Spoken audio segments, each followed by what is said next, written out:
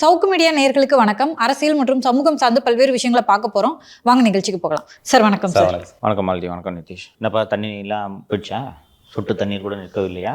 அற்புதமாக எல்லாத்தையும் கிளியர் பண்ணிட்டாங்க சார். எங்கெல்லாம் மழை இருக்குது அப்படின்னு சொல்லிட்டு நம்ம ஃபோட்டோ எடுத்து போடுறோமோ அடுத்த செகண்ட் ஏஐயில் எல்லாத்தையும் கிளியர் பண்ணி அப்லோட் பண்ணிடுறாங்க சார். ஏதோ பண்ணுறாங்க இல்லை? அது ஏஐயில் பண்ணுறதா? போய் நேரில் போய் பண்ணணும்ல சார். இந்த மழை காலத்தில் எவ்வளோ அவஸ்தைப்படுறாங்க ஜனங்கன்றதை பார்க்குறோம்.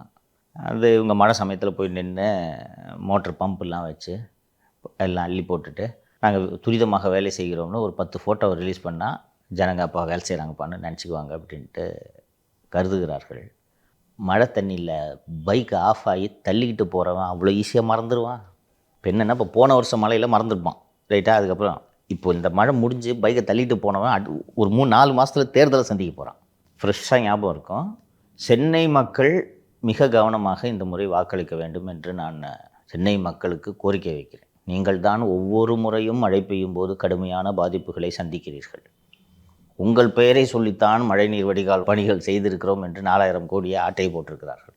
அதனால் சென்னை திமுகவின் கோட்டை என்கிற அந்த மாயையை நீங்கள் உடைத்து காட்ட வேண்டும். இந்த முறை சென்னை மக்கள் நீங்களே பார்த்துருக்குறீங்க. நீங்கள் தான் பைக்கை தள்ளின்னு போகிறீங்க, கார் ஆஃப் ஆச்சுன்னா உட்காந்து தள்ளிட்டு இருக்கிறீங்க. கார் மாட்டிக்க போகுதுன்னு சொல்லிட்டு போய் வேளச்சேரி பாலம், இந்த பாலம்னு எங்கெங்கெல்லாம் பாலம் கிடைக்குது அங்கெல்லாம் போய் நீங்கள் தான் உங்கள் காரை நிறுத்திட்டு இருக்கீங்க. திருப்பி போய் உதயசூரியனுக்கு குத்தாதீங்க.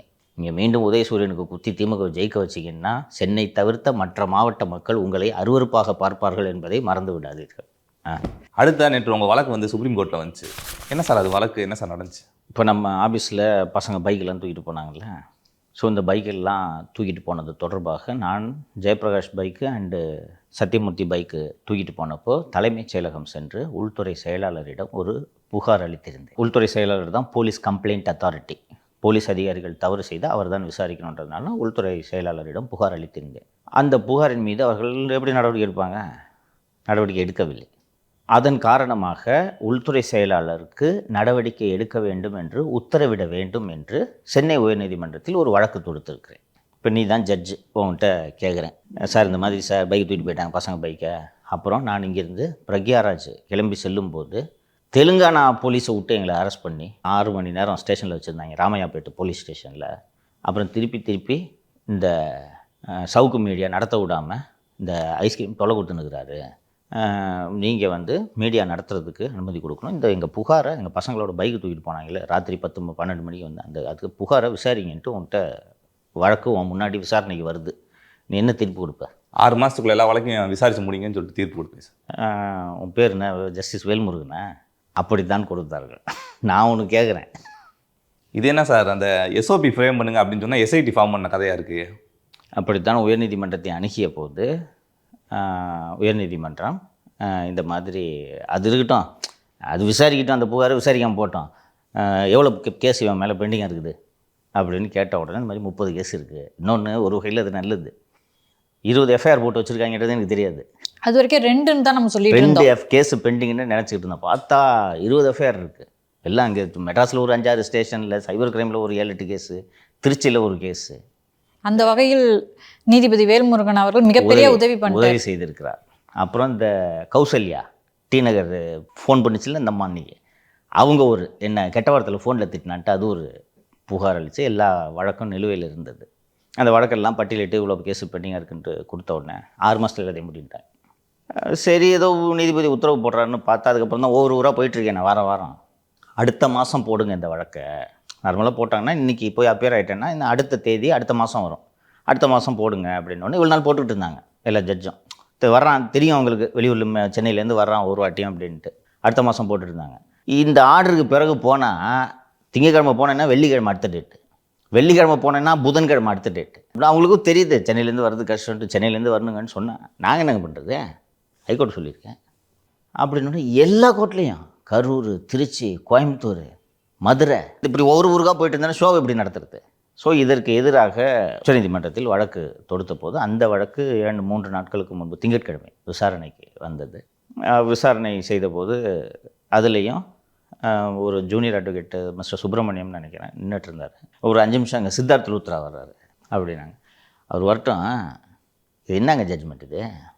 அவர் ஒன்று கேட்குறாரு, நீங்கள் ஒரு ஜட்ஜ்மெண்ட்டு கொடுக்குறீங்க. லுக், நாங்கள் இப்போ ரீசெண்டாக ஒரு ஜட்ஜ்மெண்ட்டு கொடுத்தோம், ஒரு மனுதாரர் ஒரு ரிலீஃப் கேட்டு கோர்ட்டுக்கு வர்றாரு. கோர்ட்டு ரிலீஃப் கொடுக்கணும், இல்லை கொடுக்க முடியாதுன்னு சொல்லணும். ஏன்டா கோர்ட்டுக்கு வந்தோன்னு நினைக்கிற அளவுக்கு மோசமான ஒரு ரிலீஃப் நீங்கள் ஏதாவது ஒரு ஆர்டரை போட்டிங்கன்னா அப்புறம் கோர்ட்டு எதுக்கு இருக்குது? பாத்திர கடையில் யானை பூந்த மாதிரி தீர்ப்பு கொடுக்கக்கூடாது என்று சொல்லி அந்த சென்னை உயர்நீதிமன்ற தீர்ப்புக்கு தடை விதிச்சிருக்காங்க. அதுதான் தினமலரில் நேற்று செய்தியாக வந்திருந்தது. இதோடு சேர்த்து இன்னொரு விவகாரத்தையும் நாம் பார்த்து விடுவோம். தமிழக அரசு கரூர் சம்பவத்தை சிபிஐ விசாரிக்க வேண்டும், ஓய்வு பெற்ற உச்சநீதிமன்ற நீதிபதி தலைமையில் விசாரணை குழு அமைத்து ஒரு உத்தரவு பிறப்பித்தது. இப்போ வந்திருக்காங்க போல இருக்கு கரூருக்கு விசாரிக்க. சொல்கிறேன், உத்தரவு பிறப்பித்தது. அந்த தீர்ப்புக்கு எதிராக மேல்முறையீடு செய்திருக்கிறார்கள், மறு ஆய்வு செய்ய வேண்டும் என்று. இது எப்போ பண்ணுறாங்க? எவ்வளோ நாள் இருக்கும் கரூர் தீர்ப்பு வந்து? 1 மாதம் இருக்கும் சார். 1 மாதம் இருக்கும். 1 மாதம் கழிச்சு இப்போ ஏன் பண்ணுறாங்க? அதான் புரியல sir. DGP, DSP, SP, inspector எல்லாத்தையும் கூப்பிட்டு விசாரிச்சிருப்பாங்க. அதில் எதுவும் நிறைய கேள்விகள் கேட்டு லாக் ஆகுற மாதிரி இருந்திருக்கும். அதனால் போயிருக்கலாம்னு நினைக்கிறேன். அது மட்டும் காரணம் அல்ல.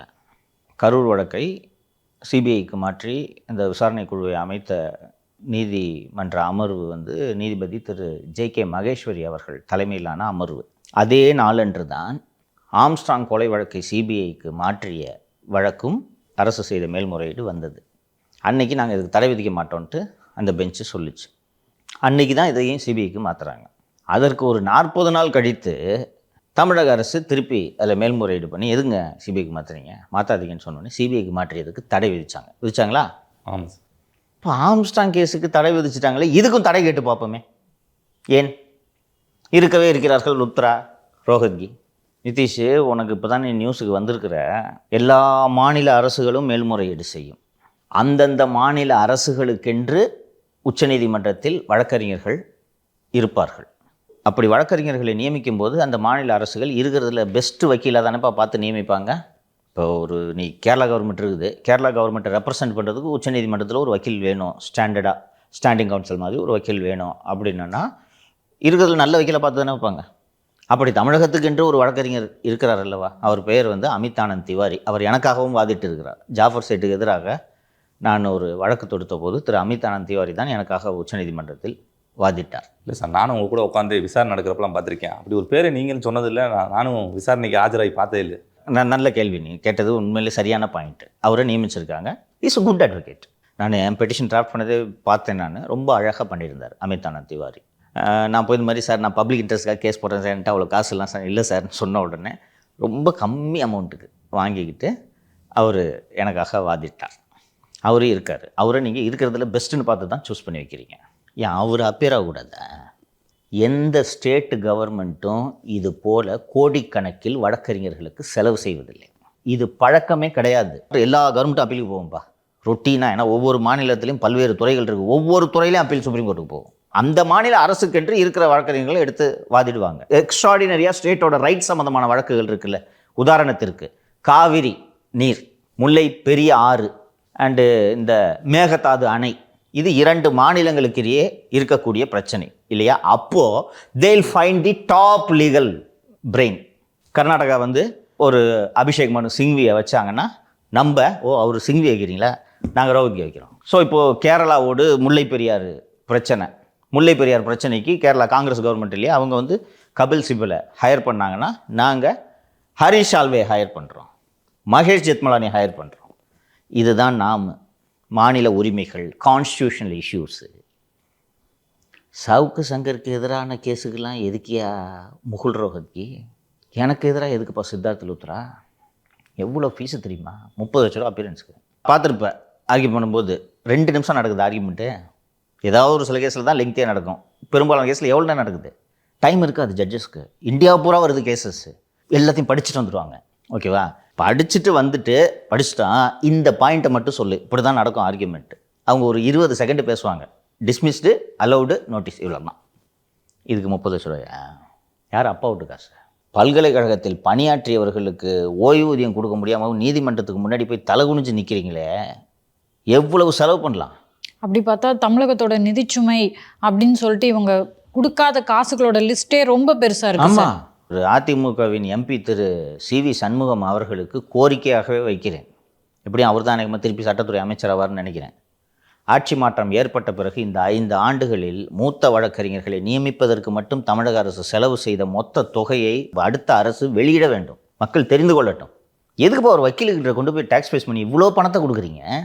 அவருக்கு ரோஹத்கியை பொறுத்த வரைக்கும் ஆம்ஸ்ட்ராங் கேஸு பெரிய கேஸு, சவுக்கு சங்கர் கேஸு சின்ன கேஸு, அதனால் அதுக்கு 30 வாங்கிக்கிறேன், இதுக்கு ஒரு 5 கொடுங்க போதுன்ட்டுலாம் கிடையாது. அவரோட ஃபீஸு இவ்வளோ தான். இது போக கான்ஃபரன்ஸ் ஃபீஸ்னு போடுவாங்க. கான்ஃபரன்ஸ் ஃபீஸ்னு என்ன தெரியுமா? இந்த கேஸ் என்னன்றதை அவர்கிட்ட எடுத்து சொல்கிறதுக்கு. அவர் ஒரு டைம் ஸ்பெண்ட் பண்ணி உங்களோட ஸ்டோரியை கேட்குறாருல. ஜூனியர் ஃபீஸு 10 ஜூனியர் வச்சுருப்பாரு, ஒரு ஜூனியருக்கு 1 லட்சம். அது அப்படியே ஜூனியர் கொடுப்பாங்கன்னு அர்த்தம் இல்லை. எவ்வளோ செலவு தெரியுமா? இன்னொன்று, ஒவ்வொரு வழக்குக்கும் இங்கேருந்து 7-8 பேர் அதிகாரிங்க போவீங்க. போய் தமிழ்நாடு ஹவுஸில் போயிட்டு ஸ்வீட்டில் தங்கி ப்ரீஃப் பண்ணுறேன்னு சொல்லி எதுக்கு லொடுக்குன்னு எல்லாத்துக்கும் போகிறாங்க தெரியுதா? இது இங்கே டெல்லி பார்லேயே இது விவாதமாக இருக்குது. எல்லாத்துக்கும் இந்த கவர்மெண்ட், ஏன்னா கவர்மெண்ட் காசு இல்லை. நார்மலாக இப்போ நீங்கள் போனீங்கன்னா, இப்போ எனக்கும் ஒரு வழக்கறிஞர் வாதாடுகிறார், மரியாதைக்குரிய திரு பாலாஜி ஸ்ரீனிவாசன் அவர்கள். எல்லா வழக்குகளையும் என்னை குண்டாஸ்லேருந்து உடச்சி என்னை காப்பாற்றி சீக்கிரமாக ஜெயிலேருந்து கூட்டின்னு வந்தது பாலாஜி ஸ்ரீனிவாசன் தான், one of the finest lawyers. இப்போ எனக்கு ஒரு முக்கியமான வழக்காச்சே, இதுக்கு ரோஹத்கியை வைப்போன்ட்டு நான் வைக்க முடியுமா? நீங்கள் ரோஹத்கியை வைக்கிறீங்களே, எனக்கு அவர் திறமையாக வாதாடி ஜெயிச்சு கொடுத்துட்டாரு. ஆனால் ரோஹத்கி சொன்னால் கேட்பாங்க ஜட்ஜஸ், ரோஹத்கி வந்தாருன்னா. எல்லாராலையும் பண்ண முடியுமா? ஆம்ஸ்ட்ராங் கேஸுக்கு போகிறீங்க, இந்த அண்ணா நகரில் 10 வயது சிறுமி சீரழிக்கப்பட்ட விவகாரத்துக்கு போகிறீங்க, அண்ணா பல்கலைக்கழக விவகாரத்துக்கு போகிறீங்க, இப்போ கடைசியாக விஜய்க்கு போகிறீங்க. இதுக்கும் லுத்ராவை வச்சுருப்பாங்க, இல்லைன்னா ரோஹத்கி வச்சுருப்பாங்க. சரி, எதுக்கு சார் 40 நாள் கழிச்சு போகணும்? அதான் சொன்னேன்ல, இது மறு ஆய்வு மனு என்பதால், ரீகால் ப்ரேயர் என்பதால், ஜஸ்டிஸ் ஜே.கே. மகேஸ்வரி போன வாட்டி ஆம்ஸ்ட்ராங் வழக்கை ஸ்டே பண்ணாரா? அதே பெஞ்சு முன்பு வந்தபோது எதுக்கு ஸ்டே பண்ணணும்? சார்ஜ் ஷீட்டு குவாஷ்டுன்றதை மட்டும் ஸ்டே பண்ணுறேன், சிபிஐ ப்ரோப் லெட் கண்டினியூன்னு சொன்னாங்க. ஸ்டே பண்ணாரா? ஸோ ஆம்ஸ்ட்ராங் கேஸ் ஸ்டே பண்ணியிருக்காருல்ல, இதையும் ஸ்டே பண்ணுவாரோ? ஒரு ட்ரை தானே. அதுக்கு 2 கோடி ரூபாயா?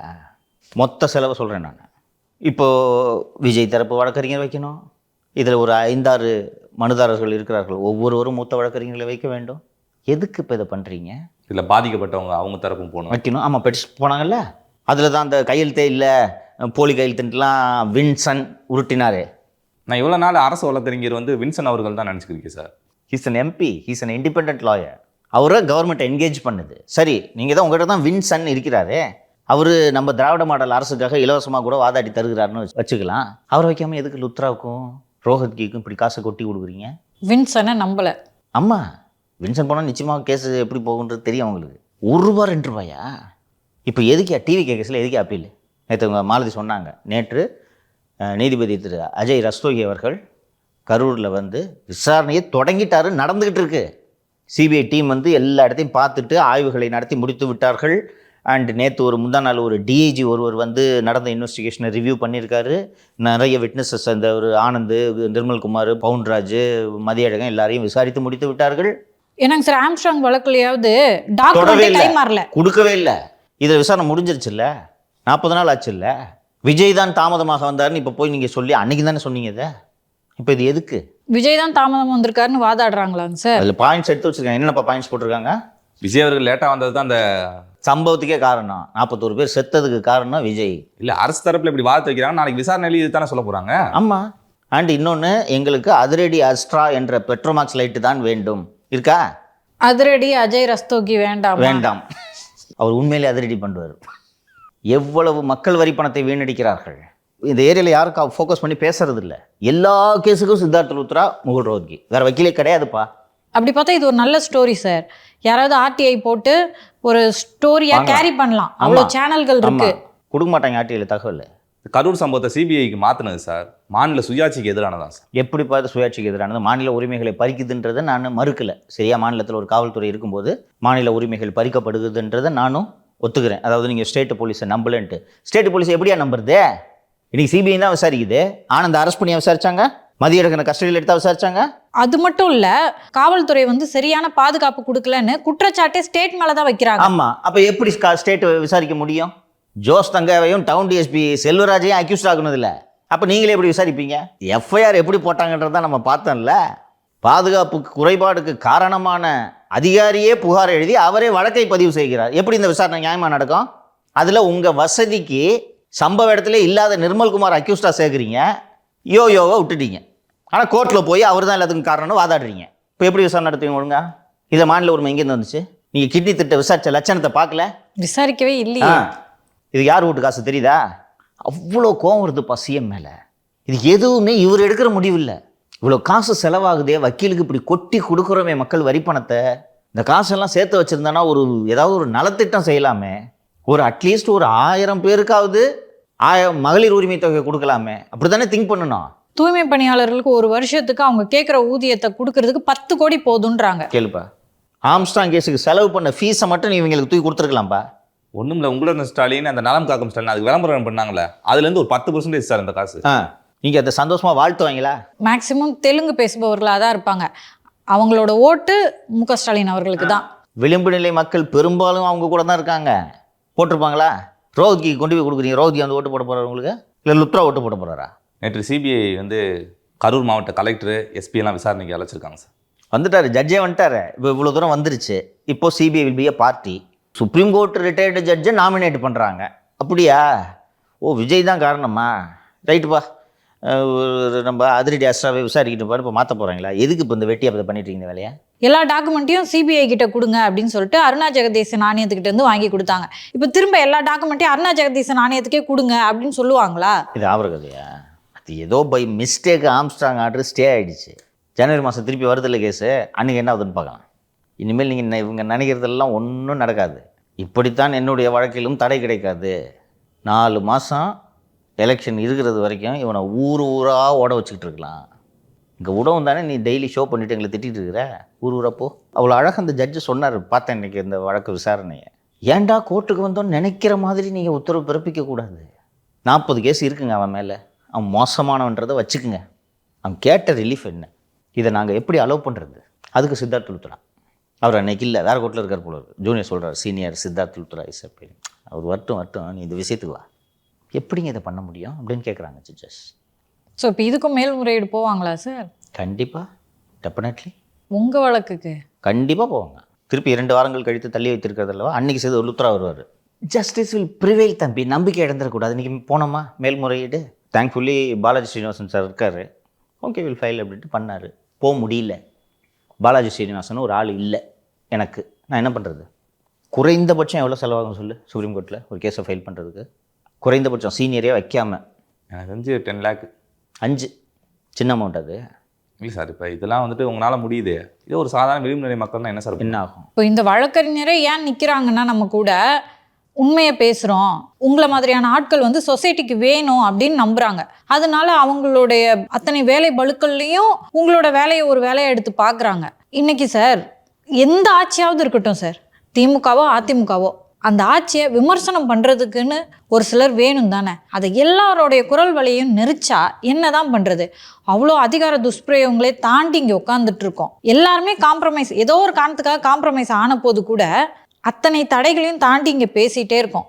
ஸோ நீதிமன்றங்கள் வந்து ஒரு பெரிய மனசோட நம்மளை அணுகி நம்மளுக்கான நீதியை கொடுக்கணும் அப்படின்றத நான் கோரிக்கையாக வச்சுக்கிறேன் சார். நிச்சயமாக நீதி வெல்லும், நியாயத்தின் பக்கம் நீதிமன்றங்கள் நிற்கும்.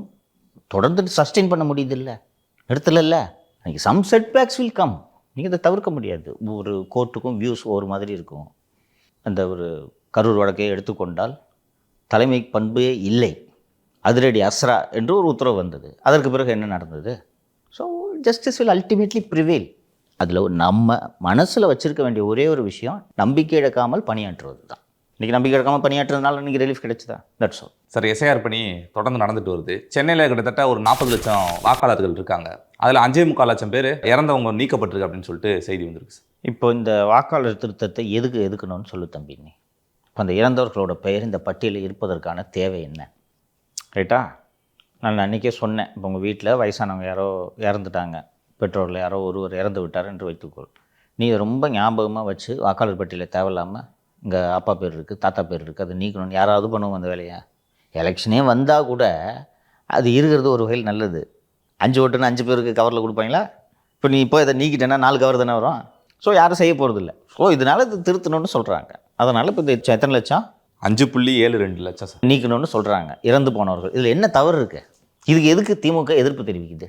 அதனால் ஸ்லோவாக அவங்க அம்பலப்பட்டு கொண்டு இருக்கிறார்கள். அவ்வளவுதான். தவறுகள் இருக்குது. அது தேர்தல் ஆணையம் ரொம்ப பர்ஃபெக்டாக நடுநிலையோடு செயல்படுதுன்னா நான் சொல்லலை. இதில் அவங்கள எப்படி ப்ளேம் பண்ணுறதுன்னு தெரியல. ஸோ அதிமுக இந்த வாக்காளர் திருத்தம் வேணும்னு கேட்குறதுல நியாயமான கோரிக்கை என்கிறேன். சேப்பாக்கத்தில் மட்டும் 12,000 14,000 இருக்குன்ட்டு ஒரு கோவை சத்யன் சொல்லிட்டு இருந்தார். டி நகர் தொகுதியில் 33,000 என்னமோ எக்ஸஸாக இருக்குது, நீக்கப்பட வேண்டியவர்கள் பேர்கள் இருக்குன்னு சொன்னார். So they're doing a right job. சிரமம் இருக்கும், டிஃபிகல்ட்டி இருக்குது, நான் அதெல்லாம் இல்லைன்னு சொல்ல. டீச்சிங் ப்ராப்ளம் இருக்குது. ஒரு மாதத்தில் போட்டு பண்ணிட்டு இந்த எலெக்ஷன் பூத் லெவல் ஆஃபீஸர்ஸை போட்டு விரட்டுது தேர்தல் ஆணையம். டெட்லைன் இப்போ தான் இன்க்ரீஸ் பண்ணியிருக்காங்கன்னு நினைக்கிறேன். சிரமங்கள் இருக்கும், but it has to be done. வேறு வழி இல்லை. தமிழ்நாடு முழுக்க 24 லட்சம் பேர் இறந்தவங்க வந்து நீக்கப்பட்டிருக்காங்க சார். நல்ல விஷயம் தானே இது, என்ன தவறு இதில்? அது தேர்தல் ஆணையம் என்ன சொல்லியிருந்தாங்கன்னா, அதாவது பிஎல்ஓஸ் அங்கே போய் படிவங்கள் கொடுக்குறப்ப வீட்டில் யாரும் இல்லைன்னா போய் 3 தடவை பாருங்க, அப்படி இருக்கப்ப போய் கொடுங்க அப்படின்னு சொல்லியிருந்தாங்க. ஆனால் ஒரு தடவை தான் வராங்களாம். அப்படியே கொடுத்தாலும் கூட ரிட்டர்ன் வாங்க வரதில்லை. இவங்க தான், அதாவது மக்கள் தான் வந்துட்டு பிஎல்ஓஸை தேடி போய் கொடுக்குறது. நியூக்ளியஸ் ப்ராக்டிக்கல் டிஃபிகல்ட்டிஸ் இருக்கத்தான் செய்யும். ஓகேவா? இது திடீரென்று நடக்கக்கூடிய ஒரு பெரிய பணி. ப்ராக்டிக்கல் டிஃபிகல்ட்டிஸ் இருக்கும். எல்லாரும் சேர்ந்து இதை சரி பண்ணணும். இதுக்காக எங்கேயோ யாரோ ஒரு இருவர் இறந்து விட்டார்கள் என்பதால் இந்த வாக்காளர் திருத்த பணியினால் இவங்க செத்துட்டார் அவர் செத்துட்டார்னா உருட்டுறதுனாலலாம் தேர்தல் ஆணையம் இதெல்லாம் நிறுத்த போகிறதில்ல. இது செய்ய வேண்டிய பணி, செய்து முடிக்கும் தேர்தல் ஆணையம். அவ்வளோதான். விடு. இல்லை, திமுக அரசு வந்து என்ன சொல்கிறாங்கன்னா, மன அழுத்தத்தால் இறந்து போகிறாங்க அப்படின்றாங்க. இப்போ பல காவலர்கள் வந்து மன உளைச்சலால் இறந்து போகிறாங்கல்ல சார், அது சரி பண்ணிட்டீங்களா நீங்கள்? அப்படிலாம் உருட்டுவாங்க. விடு, பார்த்துக்குவோம். தமிழ்நாட்டில் அனுமதி தர மாட்டாங்கன்னு சொல்லிட்டு புதுச்சேரியில் போய் விஜய் நியூஸ் பேசுறதுக்கு முன்னாடி இப்படி எனக்கு இண்டிகேஷன் கொடுத்தேன்னு நான் புரிஞ்சுக்கேன். பண்ணு, இப்படி பண்ணு, பேனாவை கீழே வச்சுட்டு பண்ணு, வரல ஒழுங்கா. ராதவன் என்ன நினைப்பாரு? Okay sir. நீங்கள் பண்ணுங்க சார். எனக்கு கூச்சமாக இருக்கு. ஓகே. தாவேக்கல உங்களுக்கு இடம் இல்லை. என்ன செல்ஃபி எடுக்கிறது இப்படி தானே உங்களுக்கு இடம் இல்லை, ரிஜெக்டட். ஆனால் இவங்க தான் சார் தாவேக்க ஃபேன்ஸ், எல்லாம் உங்க ஃபேன்ஸ் சார். வந்து இன்னைக்கு சிறப்பான கவனிப்பு. வந்து எனக்கு கீழே வந்து அடிக்கணும் அதானே. சரி, தமிழ்நாட்டில் அனுமதி தர மாட்டாங்கன்னு சொல்லிட்டு புதுச்சேரியில் போய் தாவேக்க சார்பில் பிரச்சாரம் பண்ணலான்னு பார்த்தா அங்கேயே அனுமதி மறுப்பான் சார். போச்சா? ஏன்பா அந்த ஆனந்த்ன்ற மனுஷன் ஒரு நாளைக்கு காலையில் ஒரு வாட்டி சாயங்காலம் ஒரு வாட்டி போய் அந்த டிஜிபி ஆஃபீஸ்லேயே குடியிருக்கிறாரு. நேற்று 10ஆவதுக்கு நம்ம ஆதவண்ணனை வேற கூட்டிகிட்டு போனாங்க. அப்போதான் அந்த கல் நெஞ்ச டிஜிபி அனுமதி கொடுக்கவில்லை. அவர் இல்லவே இல்லை சார். சரி, வர வேண்டியதானே. ஆதவ வராரு, அதை விட என்ன வேலை? ஒரு மச்சானுக்கு எதிராக இன்னொரு மச்சான் வருகிறாரு, ஒரு அனுமதி கொடுத்து தான் தொலைவாமே. என் கட்சிக்காரன் கெஞ்சுறான், கதறான், இறக்கம் இல்லையா? ஒரு அனுமதி கொடுத்தா என்ன? அங்கே தான் இப்படி பண்ணுறாங்கன்ட்டு இங்கே வந்தால் இங்கேயும் அனுமதி கொடுக்கலன்னா காரணம் சொல்லிட்டாங்க சார். கரூர் இன்சிடென்ட்டுக்கு அப்புறம் அவங்க கொடுக்கறதுக்கு தயங்குறாங்க. தமிழகத்திலேயாவது ரோடுகள்லாம் ரொம்ப ப்ராடாக இருக்கும், இங்கே புதுச்சேரியை பொறுத்த வரைக்கும் ரொம்ப குறுகலான ரோடுகள் தான் இருக்குது, அது சிக்கலாக வாய்ப்பு இருக்குது அப்படின்னு சொல்கிறாங்க. அந்த ஊர் வந்து ஃப்ரெஞ்சு கட்டமைப்பில் கட்டப்பட்ட ஊர். பாதாள சாக்கடை கிடையாது தெரியுமா? அந்த காலத்தில் நான் சின்ன வயசில் நான் எங்கள் ஊருக்கு அம்மா ஊருக்கு போகும்போது பார்த்துருக்கேன். ரோடில் இந்த வீட்டுக்கு முன்னாடியே ஓடும், அது மாதிரி இருக்கும். வீட்டுக்கு முன்னாடி சாக்கடை ஓடும், கால்வா மாதிரி ஓடும். அங்கே ரோட் ஷோ வச்சா பாதி பேர் சாக்கடைக்குள்ளேயே விழுந்துருவோம். மெயின் ரோட்ஸை விட்டுரு, ஊர் இருக்குல்ல, இது மெயின் ரோடுன்னு வச்சுக்கேன். இந்த ரோட்டில் போனாலும் ரோட்டுக்கு முன்னாடி சாக்கடை வரும். அந்த பாதாள சாக்கடை ஸ்கீம் பண்ண முடியாத அளவுக்கு கிராம்ப்டு. எங்கே அனுமதிப்பீங்க ரோட் ஷோவை? ஸோ நீங்கள் 2 பேரும் தான் பாண்டிச்சேரி அட்மினிஸ்ட்ரேட்டர்ஸ். கரூரை பார்த்துட்டீங்க, எங்கே கொடுப்பீங்க சொல்லுங்கள்? எதுவும் அசம்பாவிதம் நடக்காது, இனிமேல் நான் கவனமாக இருப்பாங்கன்ட்டு நான் புரிஞ்சுக்கிறேன். அட்மினிஸ்ட்ரேட்டர்ஸ் பாயிண்ட் ஆஃப் வியூலேருந்து ஒருவேளை நடந்துட்டா, தமிழ்நாட்டில் போட்டி போடுறவனுக்கு எதுக்கு இங்கே அனுமதி கொடுத்தோன்னா அந்த ஊர் ஜனங்க கேட்குமா கேட்காதா? எப்படி கொடுப்பாங்க? எவன் இந்த ஐடியா கொடுத்தது பாண்டிச்சேரி போகலான்னு? விஜய் அவர்களும் ரங்கசாமி அவர்களும் புஷி ஆனந்த் அவர்களும் நல்ல க்ளோஸே சார். இருக்கட்டும், ரங்கசாமி விஜயை பயன்படுத்த பார்ப்பார், விஜயால் ரங்கசாமியை பயன்படுத்த முடியாது. ஒரு சின்ன இன்சிடென்ட் சொல்கிறேன். இந்த ஆண்டு தான் என்று நினைக்கிறேன், திரு விஜய் அவர்களோட பிறந்த நாள். அது தாவேக்க பசங்க இங்கே சாக்லேட் கொடுத்துட்டு இருக்காங்க. ரங்கசாமி அந்த பக்கம் போயிட்டுருக்கார். என்ன அப்படின்ட்டு போகும்போது கேட்குறாரு, என்ன இந்த மாதிரி விஜய் பிறந்த நாள். இவர் இறங்கி எல்லாருக்கும் சாக்லேட் கொடுக்குறாரு. ரங்கசாமி யாருன்னு தெரியுதா? வாழும் காமராஜர். ஆமாம் பஸ்ஸு, நிகழ்ச்சி முடிச்சோன்னே போய் சொத்துப்பட்டியில் பாரு. என்ன விஜய் ஃபேனாக இருக்கலாம் அவர். அதுக்காக இப்படி ஒரு நிகழ்ச்சிக்கு அனுமதி கொடுத்து கொள்ளுக்கட்டை எடுத்து தலையில் சொரிஞ்சுக்கிறதுக்கு ரங்கசாமின்னா அவ்வளோ முட்டாளா? அதான் சார், இந்த கதையை நீங்கள் ஆல்ரெடி சொல்லியிருக்கீங்க. ஸோ நான் ஒரு ரொம்ப நம்பிக்கையாக இருந்தேன் விஜய்க்கு பிரச்சாரத்துக்கு பர்மிஷன் கொடுப்பாங்கன்னு. எதுக்குங்க கொடுக்கணும்? பிஜேபி கைட்டு விட்டுட்டு தாவேக்க கூட கூட்டணி வைக்க போகிறார் அவர். அந்த ஐடியா இருந்துச்சுன்னா ரங்கசாமி விட்டுருமா? டெல்லி சிஎம் ஜெயிலில் வைக்கும்போது ரங்கசாமி ஜெயிலில் வைக்கிறதுக்கு அவ்வளோ கஷ்டமா? அதில் இப்போ ஏதோ ஊழல் வழக்கு வர தீவிரமாக விசாரிக்கணும்னு வர சொல்லியிருக்காங்க. எது கொடுக்கணும்? சரி கொடுக்கலான்னு முடிவு பண்ணுறாரு.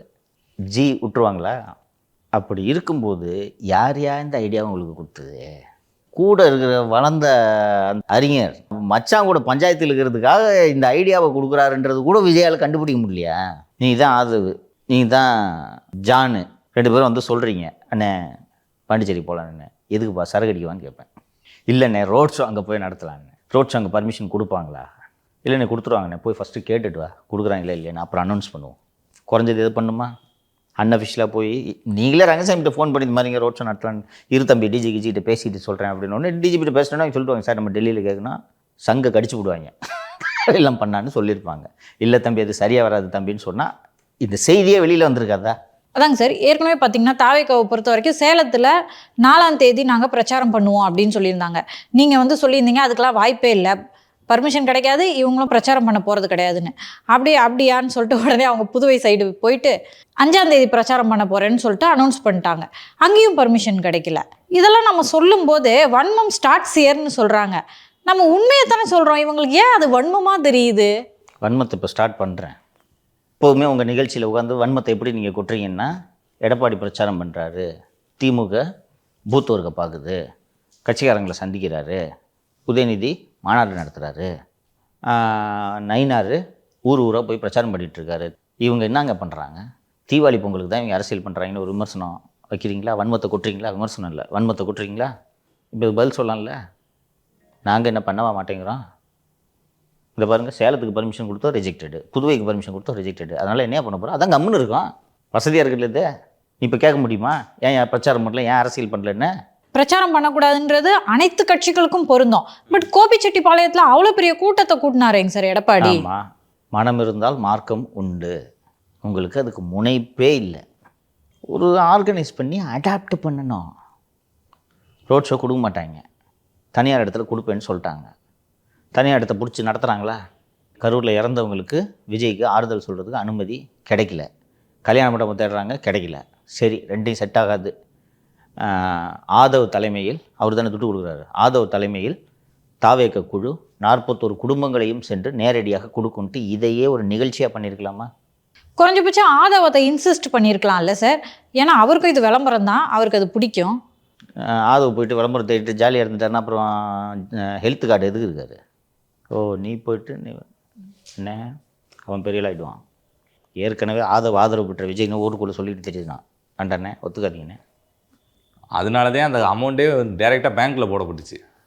செக்கை கொண்டு போய் கொடுத்து 4 ஃபோட்டோ எடுத்து விட்டுருக்கலாமா? ஒரு 10 பேருக்கு ஆதவ், ஒரு 10 பேருக்கு ஆனந்த், ஒரு 10 பேருக்கு அருண்ராஜ். அதுதானே பாலிடிக்ஸு. உங்கள் பணத்தை தான் நீங்கள் செலவு பண்ணுறீங்க. அதை வச்சு மைலேஜ் தேடணுமா வேணாமா? அதுதானே பாலிடிக்ஸு. ஆர்டிஜிஎஸில் பண்ணுவானே அவனாவது? அக்கௌண்ட்டில் பணமே இல்லாமல் அவ்வளோ பெரிய செக்கை தூக்கி கொடுத்தாங்களே விசிக்கல, ஞாபகம் இருக்கா? இருக்கு சார். அது கூட பரவாயில்ல, காசு இல்லை, காசு கொடுத்து முடிச்சுட்டு பவுன்ஸ் ஆகிட்ட போதியா 138 கேஸ் வந்துடும், காசை போட்டு விடுங்க ஐயா. போட்டாங்களா இல்லையா கடைசியா? இல்லை ஃபோனை பண்ணி செக்கை போட்டுறாதீங்க பவுன்ஸ் ஆகிடும்னு சொல்லி நிறுத்திட்டாங்களா? பண்ணாங்களா? அது அரசியல் கட்சி செய்கிற வேலை. எவனாவது ஆர்டிஜிஎஸில் பண்ணி கேள்விப்பட்டிருக்கியா? மதியழகன் போய் ஒரு 10 பேருக்கு செக்கை கொடுத்துருந்தா திமுக மூஞ்சில கரிய பூசின மாதிரி இருந்திருக்குமாங்க சார்? வெளில வந்துட்டான் பாரு தலைவன், தூக்கி ஜெயிலில் வச்சிங்கல்ல. மதியழகனே வச்சு கொடுக்க வைக்க வேண்டாம். நாளைக்கு மதியழகன் கரூர் தொகுதியிலே நின்றால் கூட அவருக்கு மைலேஜாக இருக்குமா? அவங்க பட்ட காயத்துக்கும் மருந்து தடவுன மாதிரி இருக்குமா? அந்த ஃபேமிலியில் எப்படி அழுதாங்க அவங்க ஒய்ஃப்லாம்? இல்லை சார், தாவேக்கால வந்துட்டு மற்ற நிர்வாகிகள்லாம் வந்துட்டு இப்படி விளம்பரம் ஆகிடக்கூடாது, விஜய் அவர்கள் மட்டும் தான் அந்த விளம்பரத்தை தேடணும்னு நினச்சாங்கன்னா எம்எல்ஏ வேணா தானே அவர் முதலமைச்சர் ஆக முடியும். ஆவுற கதை பேசம்பா, சும்மா ஆசை தானே.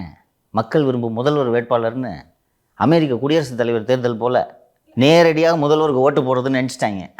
26%ன்றது இன்னைக்கு 28 ஆயிடுச்சு. ஜனவரியில் அது 35. பேசாமல் இருங்க. படம் ரிலீஸ்க்கு அப்புறம் 45, அவ்வளோதான். புரியுதா? இது நான் இப்போ இவ்வளோ நேரம் பேசுனது ஃபேக்ட்டு. இது வன்மம் நினச்சா நினச்சிங்க. என்ன தான் இப்போ நீங்கள் அரசியல் பண்ணிகிட்ருக்கீங்க சொல்லுங்கள். ஏதாவது ஒரு அரசியல் ஈவெண்ட் வேண்டாமா? கேடர்ஸை ஆக்டிவாக வச்சுக்க வேண்டாமா? எந்த அளவுக்கு நீங்கள் உங்களோட அரசியல் இருக்குதுன்னா நீங்கள் வெளியிலே வரமாட்டீங்கன்னு உங்கள் தொண்டர்களுக்கே தெரிஞ்சு போச்சு. விஜய் மதுரை மாநாட்டில் சொன்னார், ஞாபகம் இருக்கா? 234 தொகுதியிலையும் நான் நிற்கிறதா நினச்சிக்கங்கன்னு. எப்படிங்க அந்த மாதிரி நினச்சிக்கிட்டு இந்தா கட் அவுட் வச்சுக்கன்னு கொடுத்துட்டாங்க. எங்கே சார்? மதுரை. பார்த்தியா அந்த ஃபோட்டோவை? உறுப்பினர் கார்டு வாங்குறது. அதாங்க சார், திரு விஜய் அவர்கள் அட்டை மாதிரி பண்ணி அவர் உறுப்பினர் கார்டு கொடுக்குறாரு. இப்படி ஒவ்வொரு 234 தொகுதியிலையும் இப்படி ஒரு கட் அவுட்டை போய் அந்த முச்சந்தியில் நிற்க வச்சுருவாங்க. அட்டை வழங்கிய அட்டை அப்படின்லாம் வந்து திமுக காரங்க பண்ணத்தாம செய்வேன். இப்படி கிறுக்குத்தனம் பண்ணீங்கன்னா பண்ணத்தான் செய்வாங்க. ஏற்கனவே உதயநிதி அவர்கள் சொல்லும்போது சொன்னார்ல, விஜய் வந்து ஒரு அட்டை மாதிரியே தட்டினா ஈஸியா காலி ஆயிடுவாருன்னு. ஒரு அடித்தளம், வலுவான அடித்தளம் இல்லாதவர். அவர் அட்டைன்னு சொல்றாரு, நீங்க அட்டையை எடுத்துட்டு வந்து அட்டையை கொடுக்குறீங்க. ஏன் சார் இப்படி பண்றீங்க? இதான் அவங்க அரசியல், ரைட்டா? 28% இல்லை, 48% எடுத்துக்கங்க, வச்சுக்கோங்க, ஒன்றும் பிரச்சனை இல்லை. டிவிக்கே இந்த தேர்தலில் entertainers, they are not serious players. Sir தாவேக்கனவனே அது தொடர்பான இன்னொரு செய்தி வேறு. செங்கோட்டையன் அவர்கள் வந்து தாவேக்கால இணையதுக்கு முன்னாடி 5 நிபந்தனைகளை விஜய் அவர்கள்ட்ட விதிச்சிருக்காரா சார்? ஒன்று வரிசையாக சொல்லுங்கள் கேட்போம். கொங்கு மண்டலத்தில் இருக்க 60 தொகுதிகளையும் நான் தான் வந்து பார்த்துக்கிடுவேன், அந்த பொறுப்பு ஃபுல்லாக என்கிட்ட ஒப்படைச்சிடணும். அதுக்கு தான் அவருக்கு வந்து கூடுதல் பொறுப்பு போட்டுட்டாங்க, ரைட்டா? அடுத்தது, கொங்கு மண்டலத்தில் இருக்க வேட்பாளர்கள் தேர்வில் முக்கியத்துவம் எனக்கு தான் தரணும், நான் தான் தேர்ந்தெடுப்பேன், அந்த ரேஞ்சுக்கு சொல்லியிருக்காரு சார். 2, கொங்கு மண்டலத்தில் இந்த வேட்பாளர் தேர்வில் என்னோட ஆதரவாளர்கள் தான் இருக்கணும். 3, ரைட்டு. 2026 ஜனவரியில் கோபியில் ஒரு பிரமாண்ட மாநாடு தாவேக சார்பில் ஏற்பாடு பண்ணணும். Permission rejected. நெக்ஸ்ட்டு, மாநாடு தான் சார். அது எதுக்கு கிடையாது, நான் எடுத்து சுருக்கு ரிஜெக்டட்னா கூட வச்சுட்டு வரவங்களுக்குலாம் பெட்டர் மார்க்ஸ் லைட்டு கிடையாது. அடுத்தது, எடப்பாடி பழனிசாமி அவர்கள் சேலத்தில் நிற்பார்ல, அந்த தொகுதி வேட்பாளர் நான் தான் வந்து தேர்ந்தெடுப்பேன், அவருக்கு எதிராக வந்து அங்கே பிரச்சாரம் பண்ணுவேன், அங்கே களை பண்ணி ஆற்றுவேன். சரி, இப்போ இந்த கண்டிஷனை செங்கோட்டையன் விதிச்சிருக்கிறதுக்கு வாய்ப்பு இருக்கா? மேபி இருக்கலாம்ன்ற மாதிரி தான் இருக்குது. ஒரு மூத்தவர்ன்ற அடிப்படையில் அந்த நியூஸ்லேயே சொல்லியிருக்காங்க, கொங்குவை பொறுத்த வரைக்கும் அதிமுக தான் ரொம்ப ஸ்ட்ராங்காக இருக்குது, ஸோ நான் வியூகங்களை வகுத்து ஜெயிச்சு காட்டுறேன் அப்படின்றார். எல்லாமே சரியாக இருக்குது, சரியா? ஸோ எல்லா பத்திரிகைகளுமே விட்டத்தை பார்த்து கொண்டு விருப்பப்பட்ட செய்திகளை எழுதுவது வழக்கம். ஸோ இது விட்டத்தை பார்த்து எழுதிய செய்தியா உண்மையான செய்தியான்றதுக்கு நம்ம இதை அனலைஸ் பண்ணிடலாம். இது எல்லாமே கரெக்ட், சரியா? நிச்சயமாக செங்கோட்டையன் இதை விதிச்சிருப்பார். ஏன்னா நீங்கள் தான் போய் கெஞ்சுறீங்க. ஒரு வீட்டில் 7 உட்காந்துருந்தார். இந்நேரம் அண்ணன் பன்னீர் முன்னேற்ற கழகத்தில் சேர இருக்கிறாரு. இல்லை என்ன பன்னீர் முன்னேற்ற கழகம்டா? வரேன் கடைசியாக சொல்கிறேன். ஸோ அதில் பன்னீர் முன்னேற்ற கழகத்தில் சேர்ந்துட்டு அவர் சந்தோஷமாக இருந்திருப்பார். அவரை போய் வம்பு பண்ணி கூப்பிட்டு இழுத்து வாங்கன்னு சொன்னோடனே அப்போ நீ இந்த கண்டிஷன்லாம் ஏற்றுக்க அப்படின்றீங்க. எல்லாத்தையும் நீங்கள் ஏற்றுக்கிட்டீங்க, அதில் சந்தேகமே வேணாம். அவருக்கு அந்த தலைமை நிர்வாக குழு தலைமை ஒருங்கிணைப்பாளர் பதவிக்கோடு சேர்த்து கொங்கு பொறுப்பாளர், இது அவர் விதித்த கண்டிஷன், ரைட்டாக? கொங்குக்கு பொறுப்பாளராக கொடுத்துட்டீங்க. அடிஷ்னலாக அவர் என்ன சொல்கிறார், 60 தொகுதிக்கும் நான் ஏன் ஆளை போடுவேன்றார். அவரோட ஆள் யார்? இவர்களா? இல்லை யார்? அதிமுக காரங்க. அதிமுகவில் அவரோடு வெளியேற்றப்பட்டவர்கள், 2 கோபியில் இருக்கிறவங்க, ரைட்டா? அவங்களுக்கு சீட்டு கொடுக்கறதுக்கு நீ ஏன் தனியாக கட்சி நடத்துகிற? அதுக்கு அதிமுக கூடயே சேர்ந்துட்டு போயிடலாமே. தாவேக நிர்வாகிகளுக்கு தாவேக சார்பாக வேட்பாளராகுவதற்கு வாய்ப்பு தர வேண்டுமா? முன்னாள் அதிமுகவினருக்கு வாய்ப்பு தர வேண்டுமா? ஏன்னா விஜய் மக்கள் இயக்கத்துல இருந்தே அங்க நிர்வாகிகள் நிறைய பேர் இருக்காங்க. 20 வருஷமா விஜய்க்காக கொடி கட்டணம் இருக்கிறாமா? இன்னும் விஜய் படம் வந்துச்சுன்னா அன்னைக்கு அது என்னப்பா பூவே உனக்காக, அதுக்கு முன்னாடி என்ன வந்துச்சு, நாளைய தீர்ப்பு, ஏதோ ஒரு படம், விஜய் படம், அன்னையிலேருந்து கொடி கட்டிகிட்டு இருக்கவன் இன்றைக்கி தமிழ்நாடு பூரா இருக்கான். நீங்கள் அவனுக்கு முன்னுரிமை கொடுக்கணுமா? நேற்று வரைக்கும் அம்மா வாழ்க, புரட்சி தலைவர் வாழ்க, எடப்பாடி வாழ்கன்னு கத்திக்கிட்டு இருந்தவனுக்கு நீங்கள் முன்னுரிமை கொடுக்கணுமா? என்னையா கட்சி நடத்துகிறீங்க? செங்கோட்டை நினச்சதெல்லாம் சாதிச்சிட்டாரா? அதுக்கும் ஒத்துக்கிட்டீங்க. சேலத்தில் எடப்பாடி தொகுதியில் நான் சொல்கிற ஆளை தான் நிப்பாட்டணுன்ட்டு அவர் கேட்குறாரு. நீயே நில்லுன்னு நீங்கள் நிபந்தனை விதிச்சிருக்கணும். எடப்பாடி ஒன்றும் பெரிய ஆளே கிடையாது, நான் தான் பெரிய ஆள் நீங்கள் சொல்கிறீங்களே, நீ நில்லுன்னு சொல்லியிருக்கணும். பதிலுக்கு அதுக்கும் நீங்களே போட்டுக்கங்கன்றீங்க. இப்போ என்ன ஒரு கேண்டிடேட் போட்டு எடப்பாடி எதிராக ஜெயிச்சிருவார் அவர்?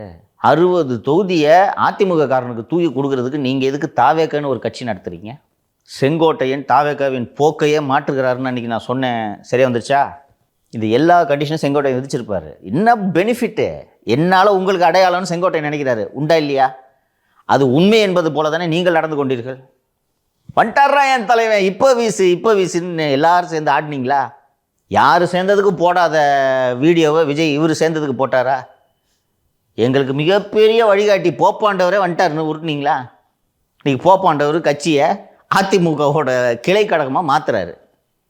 இதுக்காயா தாவேக்கன்னு ஆரம்பிச்சிங்க? ஜெயிச்சிருவார்னா கூட பரவாயில்ல. ஸோ அப்படி இருக்கும்போது தாவேக்காக்கு இதனால என்ன பலன்? இப்படித்தான் பீகார் பீடா வியாபாரியை கூட்டின்னு வந்தீங்க. 10 பைசா அவரால் உங்களுக்கு பிரயோஜனம் இருந்துச்சா? ஆனால் உங்களால் அவருக்கு பிரயோஜனம். அன்றைக்கி விழாவில் எங்கே பார்த்தாலும் பிகேன்னு லைம்லைட்டை எடுத்துக்கிட்டு போயிட்டாரா? பிரசாந்த் கிஷோர்னா யாருனே தெரியாது, இன்னைக்கு தமிழ்நாட்டுக்கே தெரியும். பிரதர் நாம்ஸ் 2 வருஷம் ஆகுது. அரசியலோட அடிப்படையே தெரியல உங்களுக்கு. கற்றுக்கிறதா ஐடியாவும் இல்லை. இதுக்கு உங்களுக்கு 7 வியூக வகுப்பாளர் வேற. சரி, வன்மத்தை கொட்டாதீங்க சார். என்னம்மா போட்டி போட்டுக்கிட்டு இருக்கிறீங்க நீங்கள்? என்னம்மா அரசியல் பண்ணுறீங்க? எரிச்சல் வருமா வராதம்மா? அரசியலில் ஓய்வு பெற ஆள் வந்து உங்கள் கட்சியை கபலீகரம் பண்ணிட்டு இருக்காரு. நீங்களும் சந்தோஷமாக கொடுத்துட்டு பார்த்தல எங்கள் கட்சியை எப்படி கபலீகரம் பண்ணுறாருன்றதை பெருமையாக சொல்லிட்டு சுற்றுறீங்க. குழம்பு வைத்து முடித்து உணவில் இருக்கக்கூடிய அந்த இலையை தூக்கி போடுவது போல் போட்டார்கள் செங்கோட்டையனை. உண்டா இல்லையாம்மா? அந்த கருவேப்பிலையை தூக்கி வச்சுக்கிட்டு பார்த்தல அப்படின்னீங்கன்னா அப்புறம் கோவம் வருமா வராத மாலதி? சொல்லுங்க மாலதி. 60 தொகுதியில 30 தொகுதியை கூட அவர் ஜெயிச்சு கொடுக்குற அளவுக்கு வல்லமை படைத்தவராக இருந்தால் தாராளமாக பண்ணுங்க பாஸ்ன்னு நான். அதிமுக ஏன் தூக்கி போடுது? 10 தொகுதியை சொல்லுங்க மாலதி. 30லாம் வேண்டாம், 10 தொகுதியை சொல்லுங்க அண்ணே. 10 தொகுதியில் பூரா செங்கோட்டை ஆளுங்கண்ணே தோக்கடிச்சிருவாருண்ணே. யோ கோபியை தண்டி உன்னால ஒன்று என்ன பண்ண முடியும் உன்னால? போய. ஐயோ விடு சார். இதுக்கு நடுவில் சார் பிரவீன் சக்கரவர்த்தி ஒரு போஸ்ட் போட்டிருக்காரு. அதில் அவர் என்ன சொல்லியிருக்காருன்னா, இங்கே இருக்க அரசியல் கட்சிகள்லாம் க்ரௌடை கூட்டுறதுக்கு அப்படி பணத்தை செலவு பண்ணுறாங்க, ஆனால் விஜய் வந்து க்ரௌடை குறைக்கிறதுக்காக புதுச்சேரி போய் பிரச்சாரம் பண்ணுறாரு. What a man. உனக்கு என்ன அக்கறை? உலகத்தில் யாருக்கும் இல்லாத அக்கறை. உன் கட்சி எந்த கட்சி? காங்கிரஸ். அந்த கட்சி இத்து போன நிலைமையில் இருக்குது. அதை பற்றி நீ என்னைக்காவது கவலைப்பட்டுருக்கியா? நான் சொன்னேன் தெரியுதா? பிரவீன் சக்கரவர்த்தி தான் தாவேக்க கூட பேச்சுவார்த்தை நடத்திட்டு இருந்தார். நான் சொன்னேன்னா இங்கே இருக்கிற காங்கிரஸ் கட்சிக்காரன் அத்தனை பேரும் ஆட்சியில் பங்கு, அதிகாரத்தில் பங்கு சக்கையாக்கிட்டாங்க, எவ்வளோ தொகுதி கிடைக்க போகுது அப்படின்னு பேசிகிட்டு இருக்காங்க. நீ யார் ராஜா பக்கத்து வீட்டை பற்றி கவலைப்பட்டுனுக்கிற? என்னென்னா இவரை தான் ராகுல் காந்தியா நம்ம வளர்ந்த அண்ணன் கூட்டின்னு போய் விஜய்கிட்ட சொல்லி இது பண்ணிக்கிட்டு இவ்வளோ நாள் காங்கிரஸ் வந்துடும் நம்ப வச்சு கொண்டு போய் உட்கார வச்சிட்டாங்க. காங்கிரஸில் எந்த கட்சி தலைவர்களாவது இது போல் ஒரு கருத்தை தெரிவித்து பார்த்துருக்கிறீர்களா? இப்படிப்பட்ட ஆளை ராகுல் காந்தி எப்படி நெருக்கமாக வச்சுப்பார்? எப்போ சொன்னேன் நான், இப்போது பூனைக்குட்டி வெளியே வந்து விட்டதா? இதுக்கு தான் அக்கறை வருது. ஸோ காங்கிரஸ் லட்சியம், செங்கோட்டையன் நிச்சயம். அவ்வளோதான். காங்கிரஸ்ன்னு சொல்லி இதான் கிடச்சிருக்கு உங்களுக்கு. ஸோ அப்படி இன்னொரு செய்தி வேறு வந்திருக்கு விகடனில். அதை நான் படிக்கிறேன், நீங்களே சொல்லுங்கள் அந்த அமைச்சர் யாருன்ட்டு. இலை கட்சியிலிருந்து நீக்கப்பட்ட கொங்கு மண்டல சீனியர் மாஜி பனையூர் தலைவரின் கட்சியை நோக்கி போனதில் ஆளும் தரப்புக்கு செமசாக். அதே நேரம் கொங்கு மாஜி ஆளும் தரப்பை நோக்கி வராமல் போனதில் முத்தான சீனியர் அமைச்சர் ஒருவருக்கு பெரிய நிம்மதியாம். கொங்கு மாஜியை கட்சிக்குள் அழைத்தது அந்த முத்தான சீனியர் அமைச்சருக்கு செக்கு வைக்க நினைத்தாராம். பாதியில் பதவியை இழந்த தில்லான மாச்சி அமைச்சர் அதற்கான பேச்சுவார்த்தையும் கொங்கு மாஜியிடம் நடத்தியிருந்தாராம். இருவரும் ஒரு காலத்தில் ஒரே கட்சியில் பயணித்தவர்கள் என்பதால் முதன்மையானவரும் மிகுந்த நம்பிக்கையோடு இருந்தாராம். இந்த வியூகங்களை எல்லாம் தாண்டி பனையூர் தலைவரே கொங்கு மாஜியை போனில் அழைத்து பேச வண்டி அவர் பக்கம் திரும்பி விட்டது.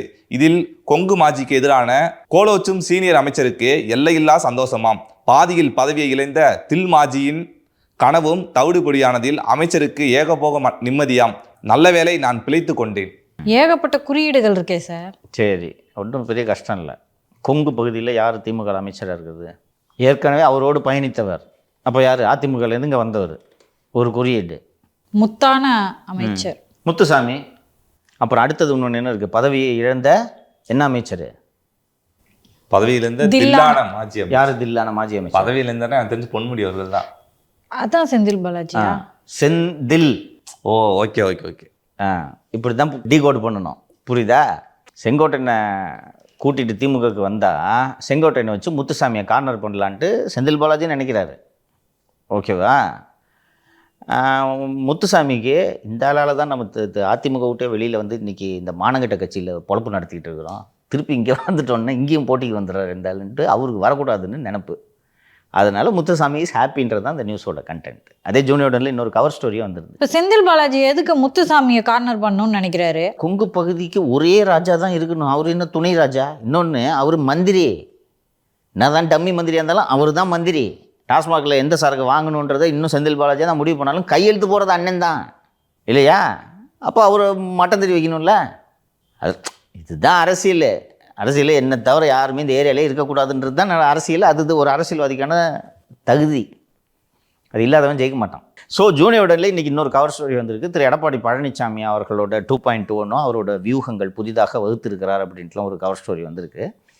அதிலேயே முடிகிற இடத்துல அந்த கோபியில் நடந்த பொதுக்கூட்டத்தில், பிரச்சார கூட்டத்தில் செங்கோட்டையனை கடுமையாக வறுத்தெடுத்த எடப்பாடி தாவேகாவை விமர்சனம் செய்யவே இல்லை. தாவேகாவுக்கான கூட்டணி கதவுகளை திரு எடப்பாடி பழனிசாமி திறந்து வைத்திருக்கிறார் அப்படின்னு அந்த கட்டுரை, அட்டைப்பட கட்டுரை முடியுது. இது கரெக்டாக? அது கரெக்ட் மாதிரி தான் சார் தெரியுது. ஆமாம் சார், டைரெக்டாக எதுவும் அட்டாக் பண்ணலையே. அதிமுகவின் வெற்றி விழாவின் முதல் கூட்டம் கோபியில் நடக்கும் என்று எடப்பாடி பழனிசாமி சொன்னாரே. தாவேகா கூட கூட்டணி வச்சா கோபியில் எப்படி அதிமுக வெற்றி விழா நடக்கும்? ஏன்னா செங்கோட்டையன் தான் அங்கே போட்டி போடுவான்னு வேற யார் போட்டி விடுவா? செங்கோட்டையன் கோபியை தாண்டி பக்கத்து ஊரில் இருக்கிறவங்க கூட செங்கோட்டையன் தெரியாது, அல்லது செல்வாக்கு இல்லை. அப்போ அதிமுக கூட கூட்டணி வைக்கிறதுக்கு செங்கோட்டையன் ஒத்துக்குவாரா? அதுக்காக தலையில் தூக்கி வச்சுட்டு ஆடிட்டு இருக்காங்க. அப்போது அந்த ஜூனியருடன் கட்டுரையில் கடைசி பேரா விட்டத்தை பார்த்து எழுதிய விரும்பிய செய்தி. இன்னொன்று, செங்கோட்டையன் வந்து போய் அங்கே ஜாயின் பண்ணதுக்கப்புறம் அதிமுக தாவேகா கூட்டணிக்கு வாய்ப்பே இல்லைல்ல சார்? ட்ராப்டு இல்லை, அதுக்கு முன்னாடி ட்ராப் ஆயிடுச்சு. முன்னாடி ட்ராப் சொன்னார்ல, ஒரு இதில் சொன்னார், என்ன சார் நீங்கள் கொடி பறக்குதுன்ட்டுலாம் சொன்னீங்களே அப்படின்னு கேட்டோன்னா, அந்த தொண்டர்கள் கொடி தூக்கிட்டு வந்தாங்க, நாங்கள் சொன்னோம். இல்லை, இது ஊர்ஜிதப்படுத்தப்பட்டுருச்சான்னு கேட்குறேன். செங்கோட்டையனை ஒருவேளை வந்து தாவேகாக்கு அதிமுகவோட கூட்டணி வைக்கலாம் அப்படின்னு ஒரு சிறு பிளான் இருந்திருந்தா கூட செங்கோட்டையனா கட்சியில் சேர்த்துருக்க மாட்டாங்க.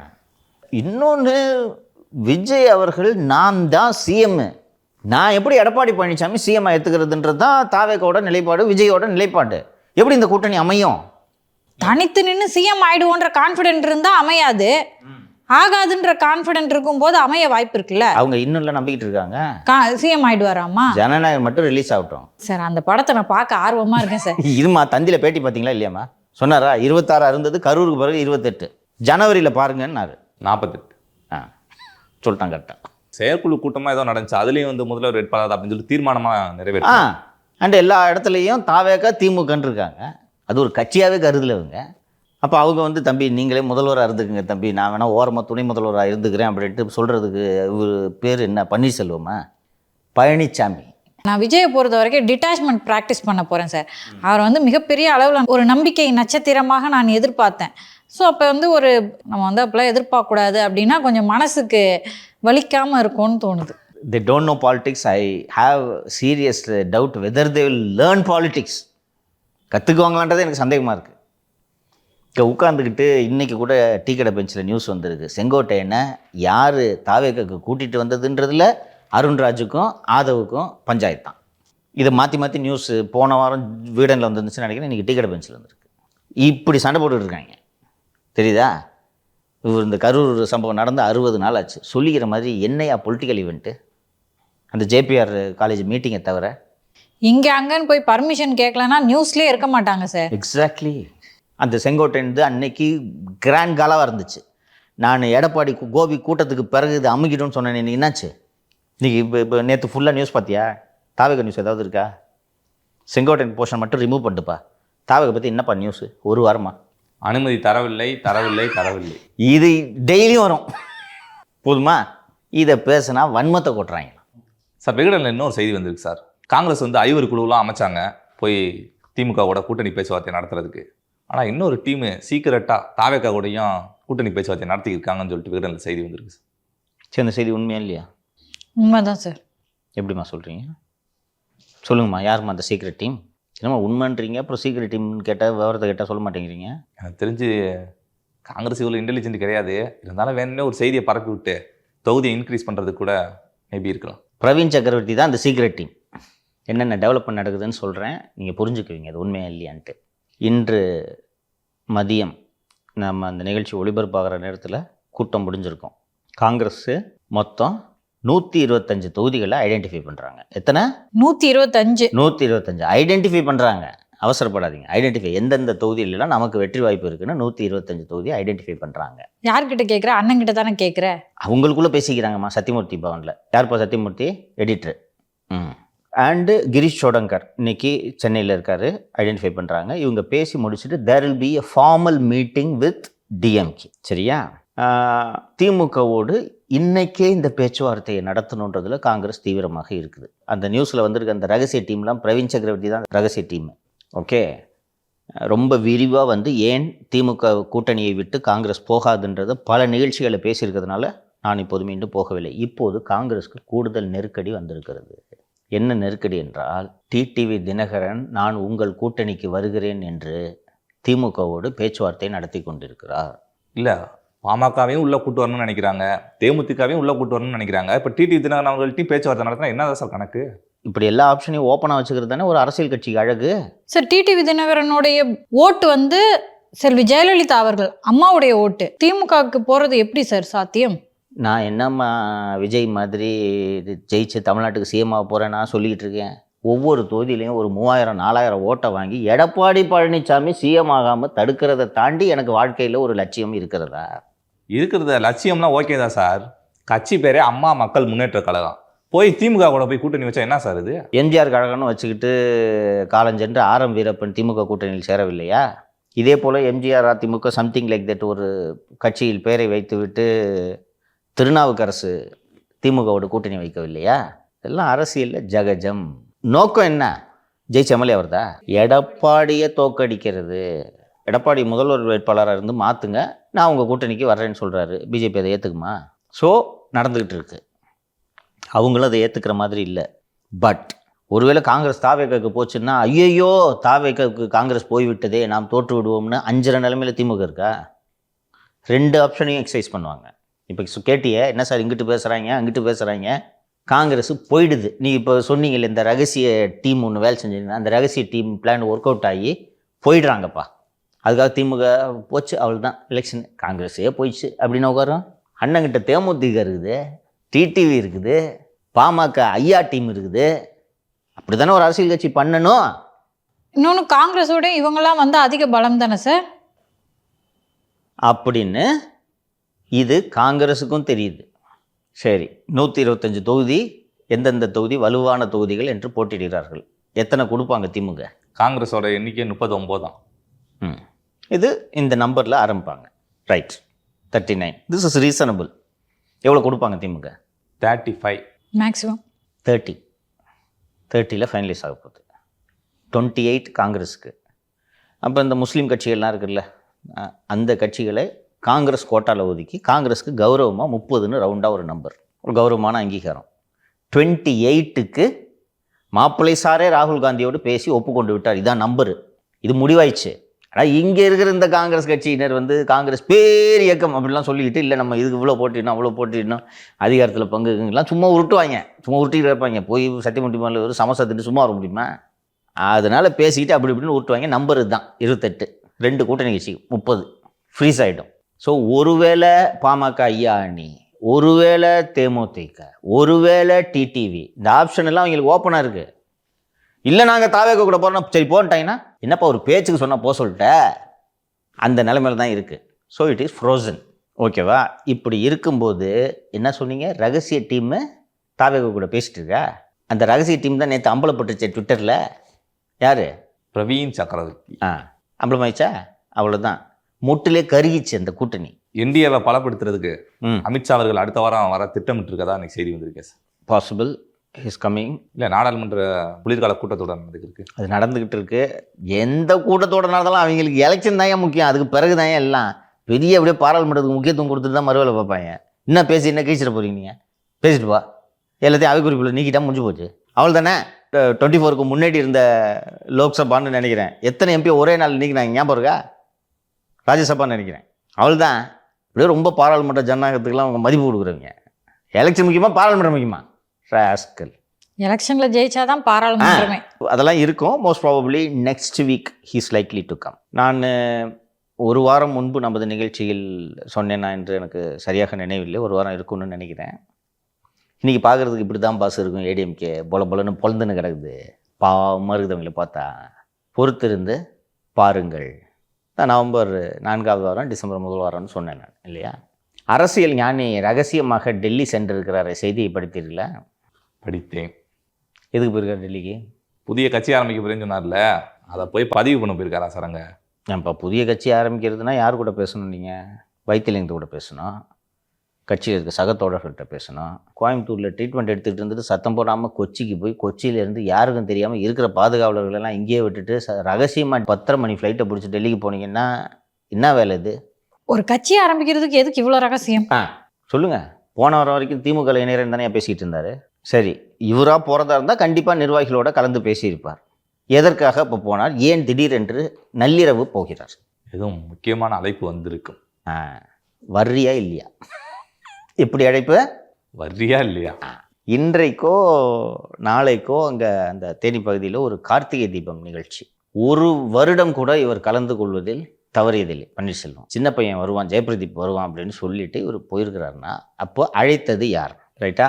ஸோ எதற்கு போகிறார்?